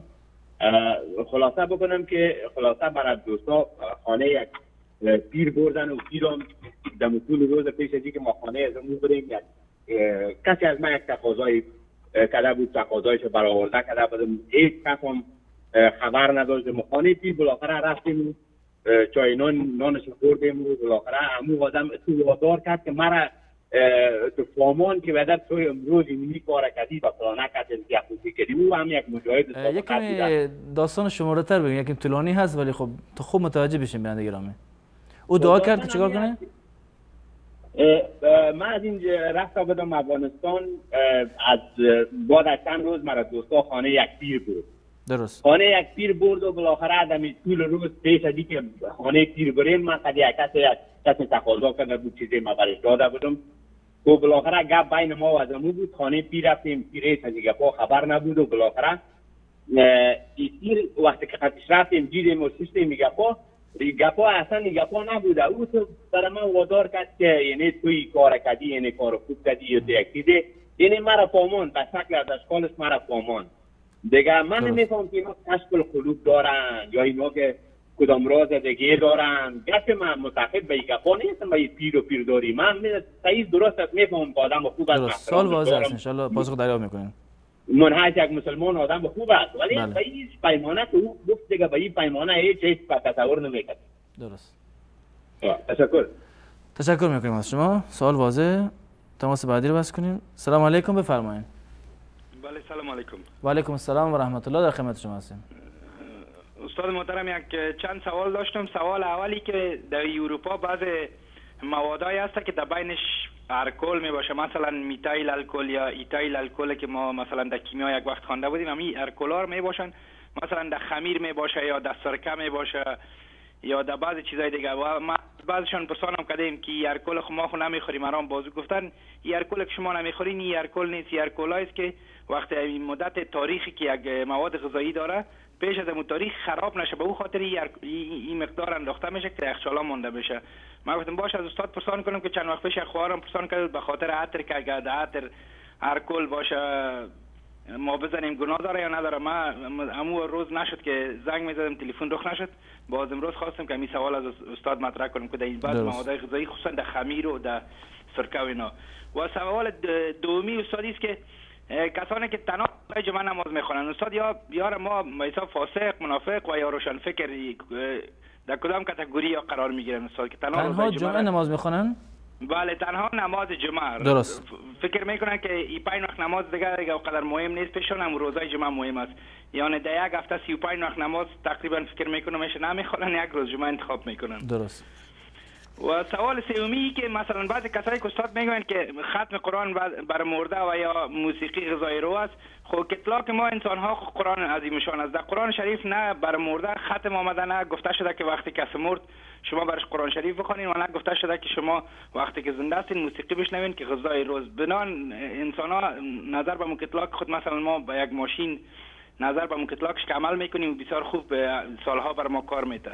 و انسان هم این چیز همین قرآن از میشان است و خداوند از همه چیز یاد کرده، از پشه یاد کرده، از مگس یاد کرده، از خون یاد کرده و یعنی مرده هیچ اهمیت پیش خداوند نداشته که یاد میکرده که شما مثلا ختم قرآن بگیرین یا مثلا موسیقی فرض مثال که کسی که زنده است بشنوه که رویش تازه کنه. خب آمده که شما قرآن بخونین و بر مرده هیچ کدام چیز یاد نشده دیگه. می شاید خوب دلیل باشه برای بعضی کسایی که میگن دیگه. جان تشکر از استاد محترم. سلامت باشین. تشکر میکنم شما. سلام علیکم. سلام. تماس بعدی رو بس کنید. سلام علیکم، بفرمایید. سلام علیکم، برنامه پرسش پاسخ بفرمایید. سلام.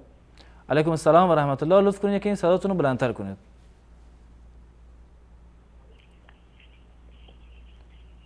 سلام. بیننده گرامی صدای شما وصل، صداتون رو بلند کنید بفرمایید. سوالتون.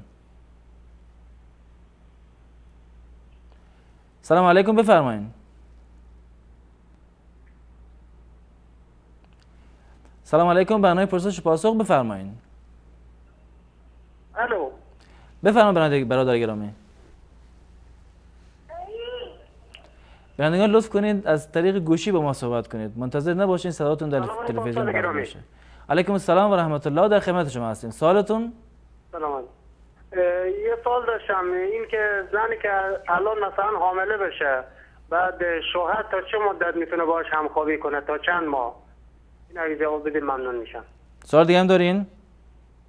یه سوال دیگه این که در بین زنان حضرت محمد کدوم یکی در درجهش بالاتر از همه است در بین اهل سنت؟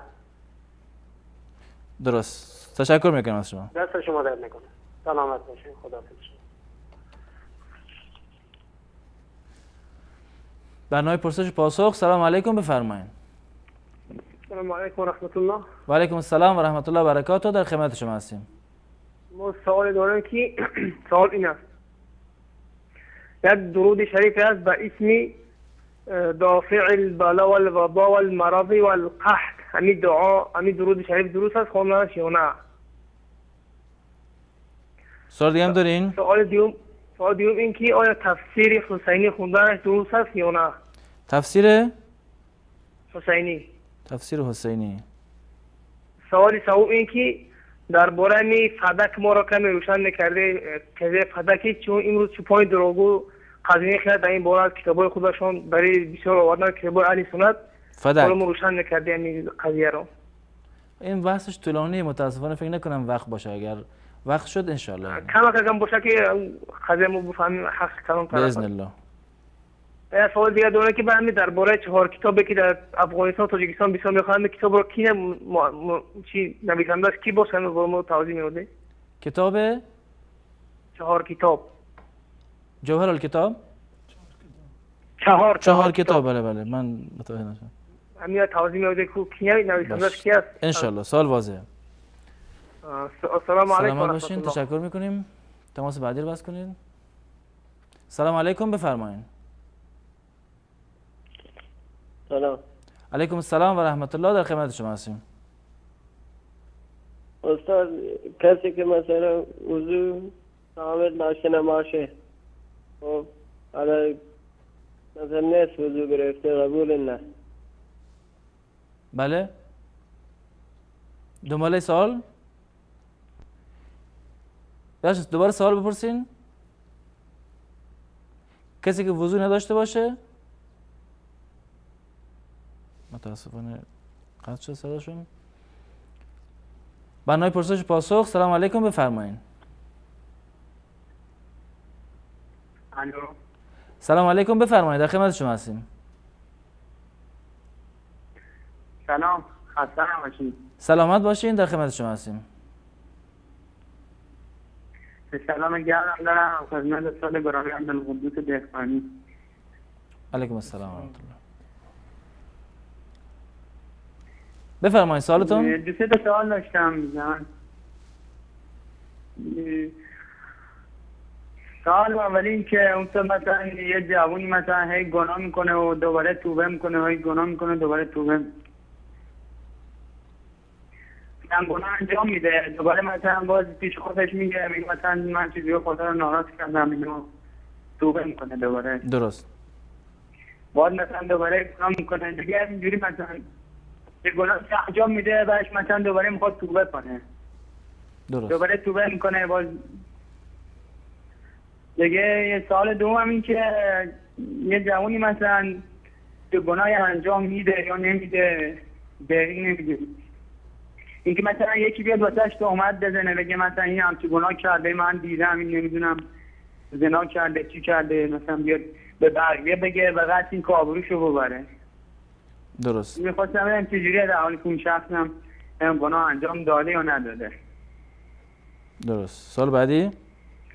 دیگه مثلا خیلی ممنون از برنامه‌تون، واقعا از این برنامه استفاده سلامت باشین. قانون بره میشه تو این برنامه‌تون نشستیم. تشکر می‌کنم. عزیزتون با خداوند یکتا. سلامت باشین. آخرین تماس بیننده رو بس کنید. سلام علیکم، برنامه پرسش و پاسخ، بفرمایید. سلام علیکم. و علیکم السلام و رحمت الله، در خدمت شما هستیم. من یک سوال داشتم درباره زمین اهل تشیع که ما شنیدیم میگه امی اهل تشیع خصوصا به مردمای سنی که مثلا به غذا یا به چیز دعوت باز غذایشون برشان ادرارشان اندازه. یکی صداتون رو بلندتر کنین، صداتون خیلی پایینه متاسفانه. ما شنیدیم که بله. امی اهل تشیع وقتی که کس دعوت میکنه یا به غذا یا به چای یک چیز، باز اونا در غذایشان ادرارشان هم اندازن. درست، سوال همینه؟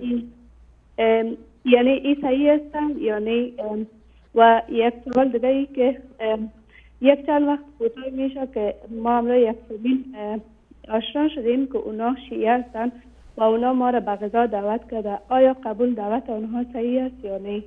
درست، تشکر میکنم از شما. خداحافظ. سلامت باشین. در اینجا با هم یک میان برنامه کوتاهی میبینیم، دوباره باز خواهیم گشت، در خدمت شما عزیزان خواهیم بود. با ما باشین.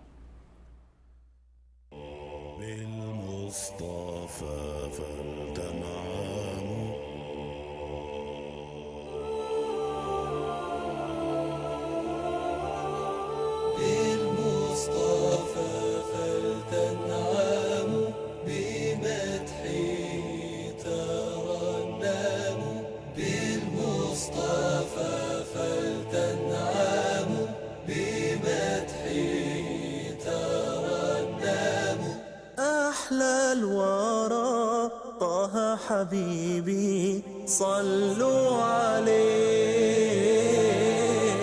بالمصطفى فلتنعموا بمدحه ترنموا بالمصطفى فلتنعموا بمدحه ترنموا أحلى الورى طه حبيبي صلوا عليه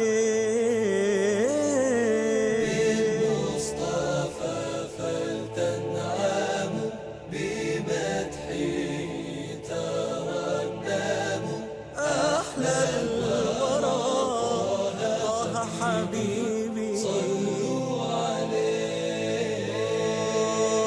هو رحمة للعالمين وأجل كل المرسلين الصادق الوعد الأمين صلوا عليه صلوا على رسول الله خير العباد صلوا على رسول الله خير العباد أحلى الورى طه حبيبي صلوا عليه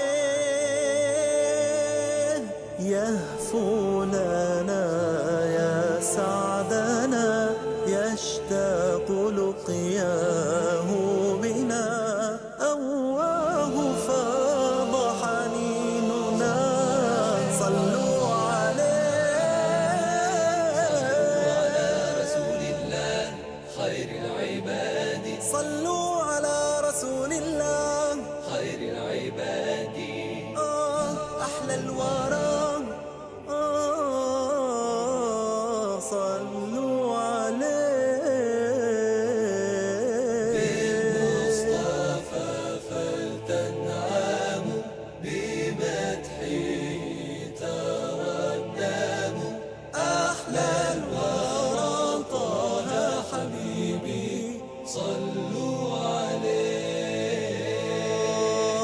بمحمد قلبي أضاء يا رب فامنن باللقاء من حوضه أرجو ارتواء بين يديه صلوا عليه على رسول الله خير العباد صلوا على رسول الله خير العباد صلوا على رسول الله خير العباد صلوا عليه بالمصطفى فلتنعموا بمدحه ترنموا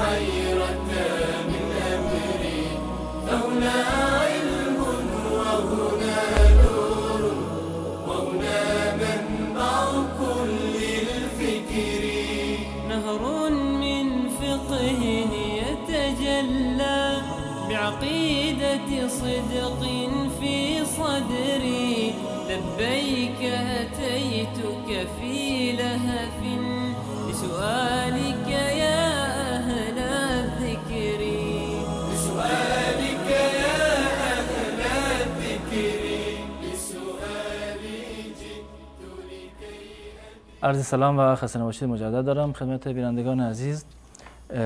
سالی که از سال قبلی مانده بود این بود که این آخرین سال بود. گفتن که آیا جایز است در وقت همخوابگی زن و شوهر با هم زن به بچه شیر بدهد؟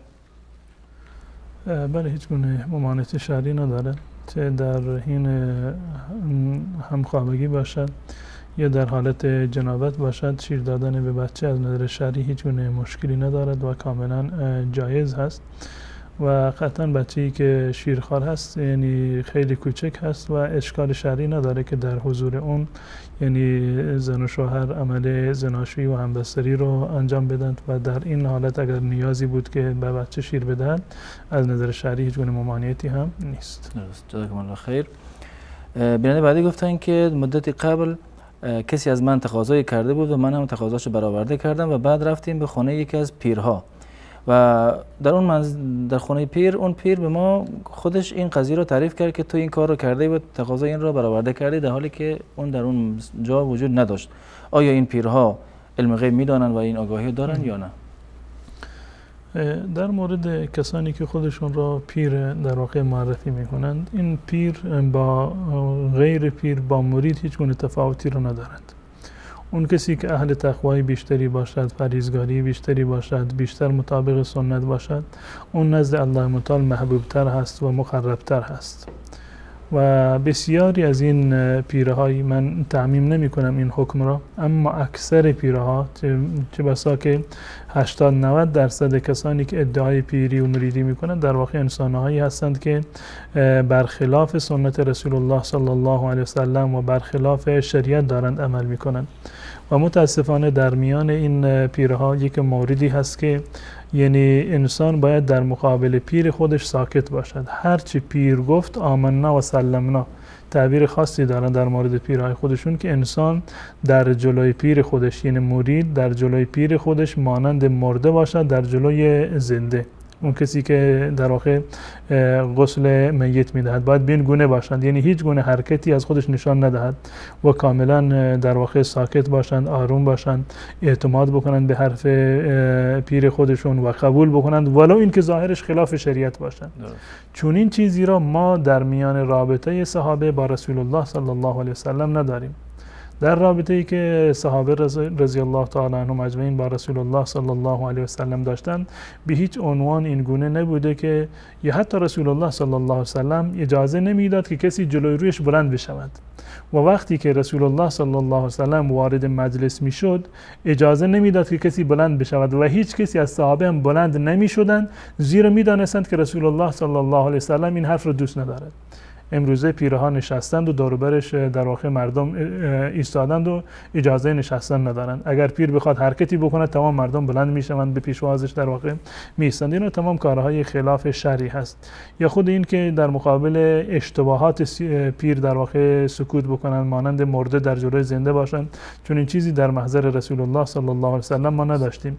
اگر رسول الله صلی الله علیه وسلم بالفرض اشتباهی رو مرتکب میشدن صحابه فوراً اینو گوشزد میکردند. به طور مثال در نماز در چندین مورد اتفاق افتاده که رسول الله صلی الله علیه وسلم خطا انجام دادند. به جای 4 رکعت 5 رکعت خوندند. یک مرتبه روایت حضرت عبدالله بن مسعود هست.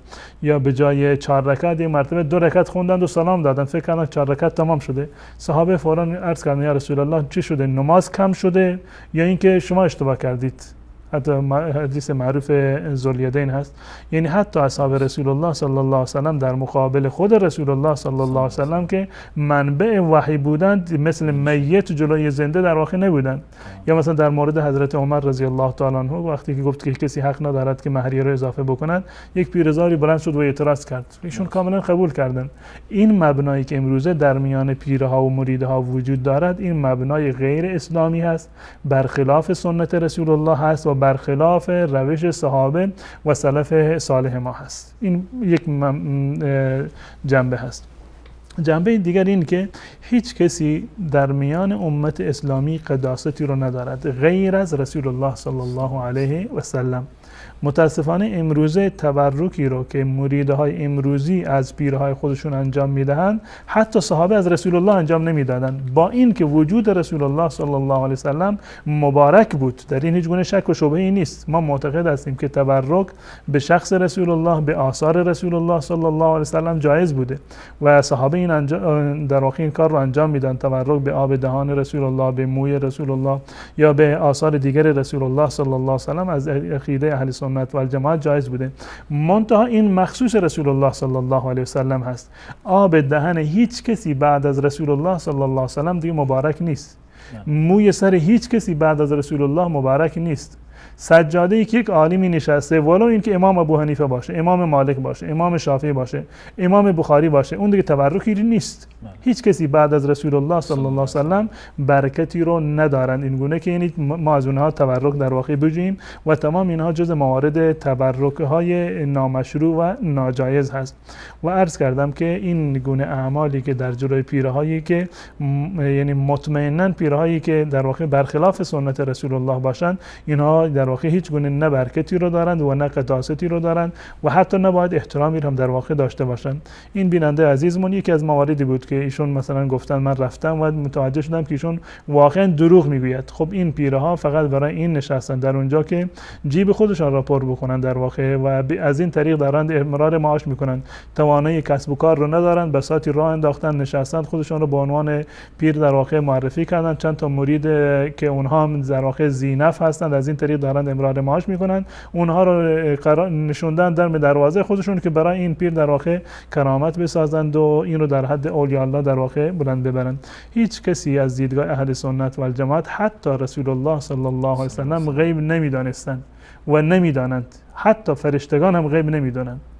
نه فرشتگان و نه انسانها و نه جنها، هیچ کسی علم غیب را در واقع نمیدونند. و جالب است که رسول الله صلی الله علیه وسلم در موارد زیادی یعنی دچار شکست شدند و مثلا اتفاقاتی افتاده که در واقع در جنگ ها رسول الله صلی الله علیه وسلم هزینه سنگینی رو و شکست سنگینی رو متحمل شدند. حتی در جریانی که گردنبند حضرت عایشه رضی الله تعالی عنها گم شده بود در غزوه بنی مصطلق، وقتی که رسول الله صلی الله علیه و سلم و صحابه همهشون معطل شدن، آب هم نبود که مردم وضو بگیرن نماز بخونن و رسول الله معطل شده بود به خاطر گردنبند عایشه و همه صحابه داشتن میگشتند که گردنبند رو پیدا بکنن. شخص رسول الله صلی الله علیه و سلم هم حضور داشتند و میگشتند دنبال گردنبند، اما نتونستند گردنبند رو پیدا بکنن. وقتی که شتر را بلند کردن از جای دیدن که گردنبند زیر شتر افتاده. پیامبر حتی نمیدونست که این گردنبند زیر شتری که همسرش بر اون سوار بودن اینجا افتاده. و از وقتی که رسول الله نمیدونستند بقیه مردم از کجا باید بدانند؟ با توجه به آیات صحیح، آیات قرآن که صریح هستند و روایاتی که در این مورد در واقع صحیح و صریح هستند، هیچ کسی غیر از الله متعال علم غیب را ندارد و هیچ کسی چنین قداستی را و چنین تبرکی را بعد از رسول الله صلی الله علیه و سلم ندارند. و اکثر این افراد شیادی هستند، اون انسان‌هایی که واقعا پیرو سنت هستند، اون پیرهایی که واقعا پیرو یعنی عالم هستند، پیرو سنت هستند، به یک معنی در بعد زهد و تزکیه بیشتر کار کردن. ما اون قبول داریم، زهد و تزکیه رو ما به هیچ عنوان مخالفش نیستیم، قبول داریم. این انسان‌هایی که پایبند شریعت هستند برای ما قابل احترام هستند، احترامشون رو ما قائل هستیم. اما کسانی که پایبند شریعت نیستند، خلاف قرآن و خلاف سنت میکنن، خلاف روش رسول الله صلی الله علیه و سلم برای خودشون بارگاهی رو درست کردن، به هیچ عنوان نه برکتی رو دارن نه قداستی رو دارن، حتی احترام به چنین افراد هم از نظر شرعی جایز نیست. درست. جزاکم الله خیر. بیننده بعدی گفتن که در اروپا بعضی مواد مثل خمیر یا سرکه هست که بهش یک موادی میزنن که الکل داره، به اسم میتای الکل بهش میگن و میگویند که این الکل خوردنی نیست، فقط برای خراب نشدن است. آیا استفاده از این موادی که در این مواد الکلی هست درست است یا نه؟ و گفتن که آیا عطری که درش الکل است استفادهش گناه است یا نه؟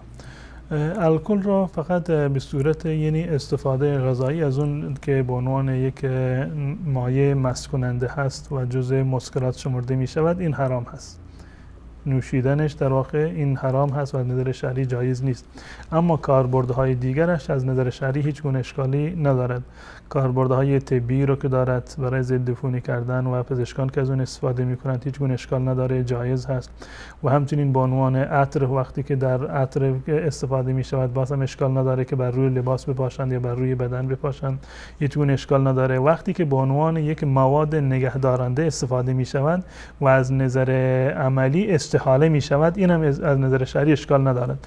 استحاله به این معنی که الان دیگه اون الکل اصلی نیست، اون الکل اصلی نیست، تغییر ماهیت داده، به عنوان یک مواد نگهدارنده الان تبدیل شده و اون مست کنندگی رو در واقع ندارد و اون خاصیت الکل اصلی رو ندارد.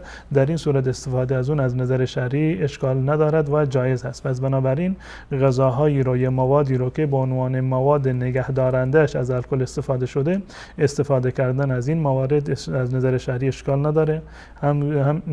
همچنین به صورت عطر و ادکلون استفاده کردنش یا موارد طبی استفاده کردن الکل هیچ گونه اشکال شرعی ندارد و جایز هست. جزاکم الله خیر. و حکمش یعنی نجس هم نیست. خود یعنی مایع الکل جزء نجاسات نیست. اگر بر لباس انسان یا بدن انسان بیان آورده شد این در واقع نجس نیست. حتی خود شراب هم در اون بحث مفصلی هست که آیا حرمتش که یک امر قطعی هست، آیا همراه با حرمتش آیا نجس هم هست یا نیست، که اون هم بسیار از علما در واقع نجس نمیدونند. جزاکم الله خیر. بعضی از افراد هستند که تنها در نماز جمعه حاضر میشن و نمازهای 5 وقت رو نمیخونن. اینها چه صفاتی دارن؟ به هیچ عنوان. اینا در واقع یعنی در روایت اومده که رسول الله صلی الله علیه و سلم فرمودند اولین چیزی که در روز قیامت از حقوق الله متعال محاسبه می شود نماز هست و نمازهای پنجگانه هست. و رسول الله صلی الله علیه و سلم در حدیث معروف حضرت معاذ رضی الله تعالی عنه به ایشان فرمودند که وقتی که به یمن ایشان رو میفرستادن گفت به اونها دستور بده و به اونها اطلاع بده که الله متعال 5 وقت نماز رو در واقع بر شما فرض کرده و این جزء فرایض اصلی هستند و از میان 4 رکن عبادی اسلام مهمترین رکنش در واقع نماز هستند و نماز جمعه یکی از نمازهای پنجگانه هست، یعنی به جای نماز ظهر در واقع اقامه می شود و این جزء اساسی ترین و اصلی ترین رکن اسلام هست که بسیار از علما معتقد هستند بنابر روایات صحیح و صریحی که در این زمینه هستند تارک نماز رو در واقع کافر میدونند. تارک نماز را ولو اینکه به خاطر سستی و تنبلی باشد بسیار از علما اون کافر میدونند. رسول الله صلی الله علیه و سلم فرمودند العهد الذی بیننا و بینهم الصلاة فمن ترکها فقد کفر. هر کسی که نماز را ترک بکند در واقع کافر گشته. کسانی که نماز را ترک میکنند، خصوصا 5 نماز رو نمیخونند، فقط نماز جمعه رو میخونند، اینها در واقع در لبه و در پرتگاه کفر و خروج از اسلام قرار دارند. جزاکم الله خیر. یعنی بعدی گفتن زنی که حامله است شوهرش تا چند ماه میتونه با او همخوابی داشته باشه؟ از نظر شرعی یا کلا توضیح؟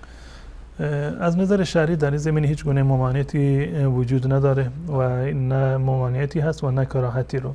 در تمام دوران بارداری، حتی در ماه آخر یا حتی در روزهای آخر بارداری، اگر از نظر عملی و فیزیکی یا پزشکی یعنی ضرری رو نداشته باشه، یعنی خانم متحمل ضرری نشود، از نظر شرعی هم هیچ گونه اشکالی رو در واقع نداره و ظاهرا از نظر پزشکی هم فکر نمی کنم که ضرر و زیانی رو در واقع برای زن یا برای جنین در واقع داشته باشه.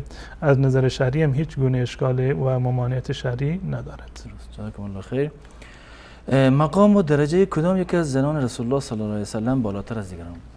به صورت کلی مقام 2 نفر از همسران رسول الله صلی الله علیه و سلم بسیار بالا هست. حضرت خدیجه رضی الله تعالی عنها و بعدش حضرت عایشه رضی الله تعالی عنها.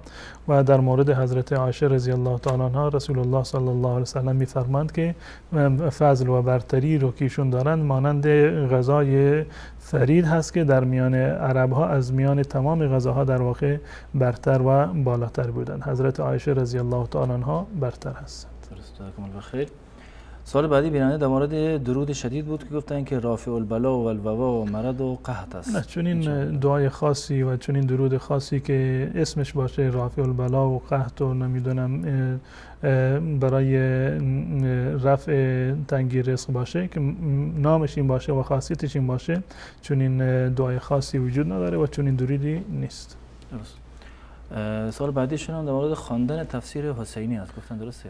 تفسیر حسینی متاسفانه یک تفسیر غیر مستند هست که مطالب برخلاف عقیده اهل سنت و الجماعت و فراوان در آن هست و انسان باید اجتناب بکنه. تفسیر حسینی تفسیر معتبری از دیدگاه اهل سنت و الجماعت نیست. درست.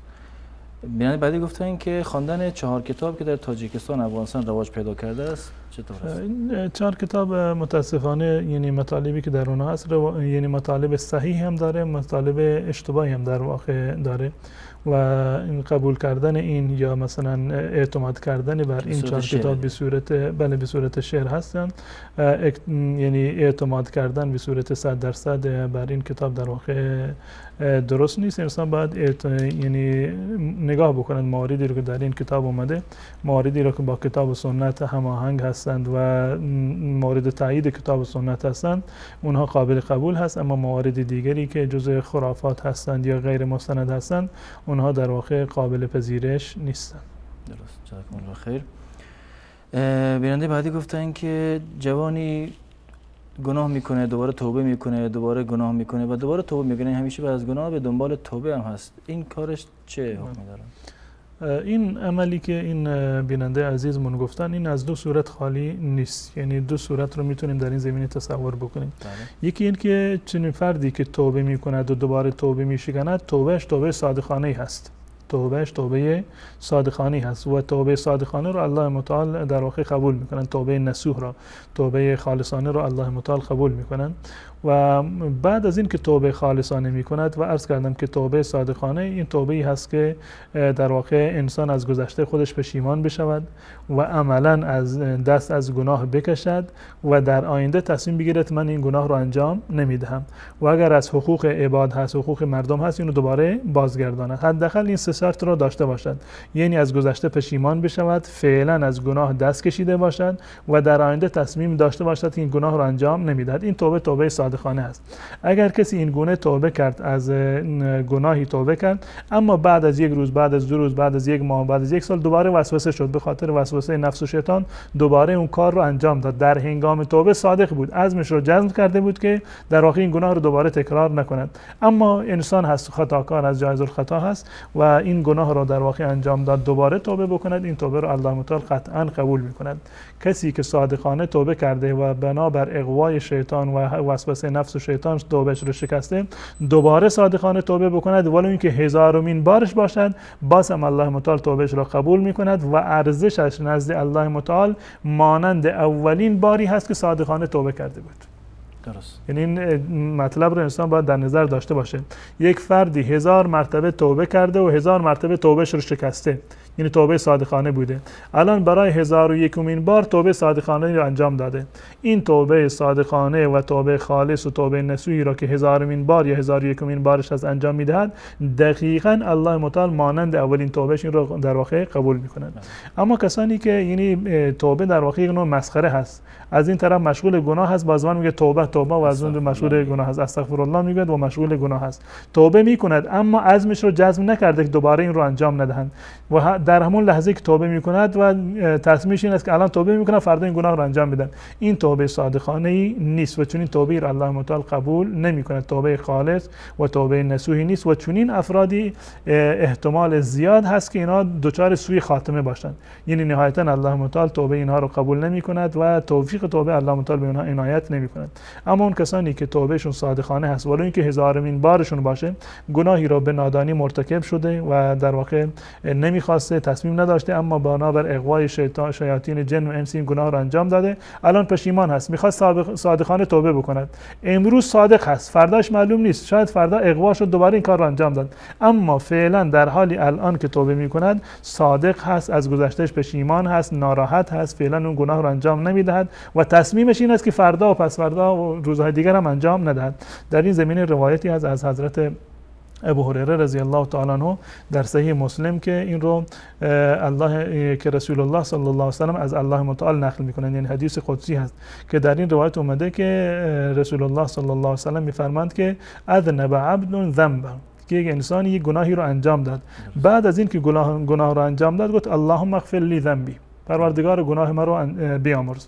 یک انسان مسلمانی گناهی رو انجام داد، بعد از این دعا کرد، دست‌ها رو بلند کرد به آسمان که پروردگار من گناه کردم، خطایی رو انجام دادم، خطای مرا ببخش. الله متعال در مقابل چی میگه که اذنب عبدی ذنبا فعلم ان له ربا، بنده من یک گناهی رو انجام داد اما میداند که این بنده من پروردگاری رو دارد که یغفر الذنب و یأخذ بالذنب، گناه را میبخشد و بر گناه مؤاخذه میکند. یعنی اگر توبه کردی گناه را میبخشد و اگر توبه نکردی مؤاخذه میکند. الله متعال میفرماید که من تو را بخشیدم. بعد دوباره انجام میده، گناه انجام میده، دوباره میگه که اللهم اغفر لی، پروردگار مرا ببخش، دوباره الله متعال اون رو میبخشد. برای بار سوم و چهارم و پنجم این گناه را انجام میدهد، دوباره میگه که پروردگار من اشتباه کردم، من وسوسه شدم این گناه را انجام دادم. الله متعال در آخر میفرماید که اعمل ما شئت فقد غفرت لك، هر چی میخواهی انجام بده من تو را بخشیدم. یعنی اگر 1000 بار توبه کردی، بعدش گناه کردی، بعدش توبه کردی، بازم در آخر من تو را بله، به هیچ عنوان انسان نباید ناامید از رحمت الله متعال باشد. در روایت دیگری رسول الله صلی الله علیه و سلم میفرماید که ان العبد اذا اعترف بذنبه ثم تاب الله علیه، وقتی که انسان اعتراف به گناه بکند و توبه بکند الله متعال توبهش را ان شاء الله قبول میکنه. ان شاء الله. چون 2 سال مونده. بله، حق این بنده خدا یعنی بیننده عزیز برگردن شما دیگه نمیذارید من بیشتر. نه ان شاء الله، چون سال بعدیش هم سال خودشونه و قضیه اینه گفتن که اگه جوانی مرتکب گناه شده یا نشده ولی به او تهمت میزنن و آبروی شخص رو میبرن، این کار چه حکمی داره؟ این در واقع اتهام است، بالاتر از در واقع غیبت کردن است. رسول الله صلی الله علیه و سلم در واقع الله متعال غیبت را کردن رو تشبیه داده به این که انسانی گوشت برادر مسلمانش را در حالتی که مرده بخورد و یکی از گناهان کبیره هست. و یکی از اصحاب رسول الله صلی الله علیه و سلم فرمودند که یا رسول الله اگر اون حرفی که من در مورد برادر مسلمانم میزنم عملا این گونه باشد، این عیب را داشته باشد، رسول الله صلی الله علیه و سلم میفرمودند که ان کان فیه فقد اغتبت، اگر واقعا حرفت راست باشه خب این میشود غیبت، اگر حرف دروغ باشد این بهتان هست. بهتان از نظر شرعی یک گناه بزرگتر از غیبت هست و از نظر شرعی در واقع یک مؤاخذه هم دنیوی دارد و هم در واقع مؤاخذه اخروی دارد. و قطعا کسی که تهمت زده شده این بدین معنی هست که اون تهمت زننده نیکی های خودش را دو دستی تقدیم کرده به اون کسی که اون را تهمت زده و حتما بعد از این حق عباد و حقوق العباد هست، حتما بعد معافیت طلب بکنه. درست. جزاکم الله خیر. بیننده بعدی شایعی شنیده بودن در مورد این گفتن که میگوین اهل تشیع وقتی کسی رو به مهمانی دعوت میکنن غیر از مذهب خودشون در غذایشون ادرار میکنن. آیا این حرف صحیح هست یا نه؟ و آیا قبول دعوت شیعه یعنی به خونه شیعه رفتن برای مهمانی درسته؟ من فکر نمی کنم که شیعه‌ای که عاقل هستند و در واقع انسان‌های باسوادی هستند بتونن چون این کاری رو انجام بدن. اما وقتی که در کتاب‌های شیعه بررسی و تحلیل و تدقیق بکنیم می‌بینیم که بسیاری از علمای شیعه در واقع فتوا دادند که اهل سنت و الجماعت نجس هستند، فتوا دادند که مال و جان اهل سنت و الجماعت در واقع مباح است و این موارد در واقع وجود داره. بعید نیست که یک انسانی که فریب چنین آخوندایی رو خورده باشه چنین عملی زشتی رو در واقع انجام بده. اما کسانی که واقعا یک ذره انسانیتی رو اگر داشته باشند فکر نمی کنم که به خودشون جرأت بدن که چنین کاری رو در واقع انجام بدن. و در مورد قبول دعوت خانواده شیعه که خب شما میشناسید اونها رو، اگر یعنی شیعیانی هستند که واقعا شیعه یعنی اسمشون شیعه هست به این معنی که محب اهل بیت رسول الله صلی الله علیه و سلم هستند و شرکیات و خرافات و بدعات و بغض و عداوتی رو با شما و اهل سنت و الجماعت ندارند، از نظر شرعی اشکال ندارند، می توانید که دعوت اونها رو قبول بکنید. ولی خب غذاشون رو اول به خودشون تعارف بکنید بهتره برای امنیت. تشکر میکنیم از شما و از بینندگان عزیز تشکر میکنیم که تا این لحظه با ما بودن. در اینجا به پایان برنامه رسیدیم و تا یک دیدار دیگر همه شما را به الله متعال میسپاریم. السلام علیکم و رحمت الله و برکاته.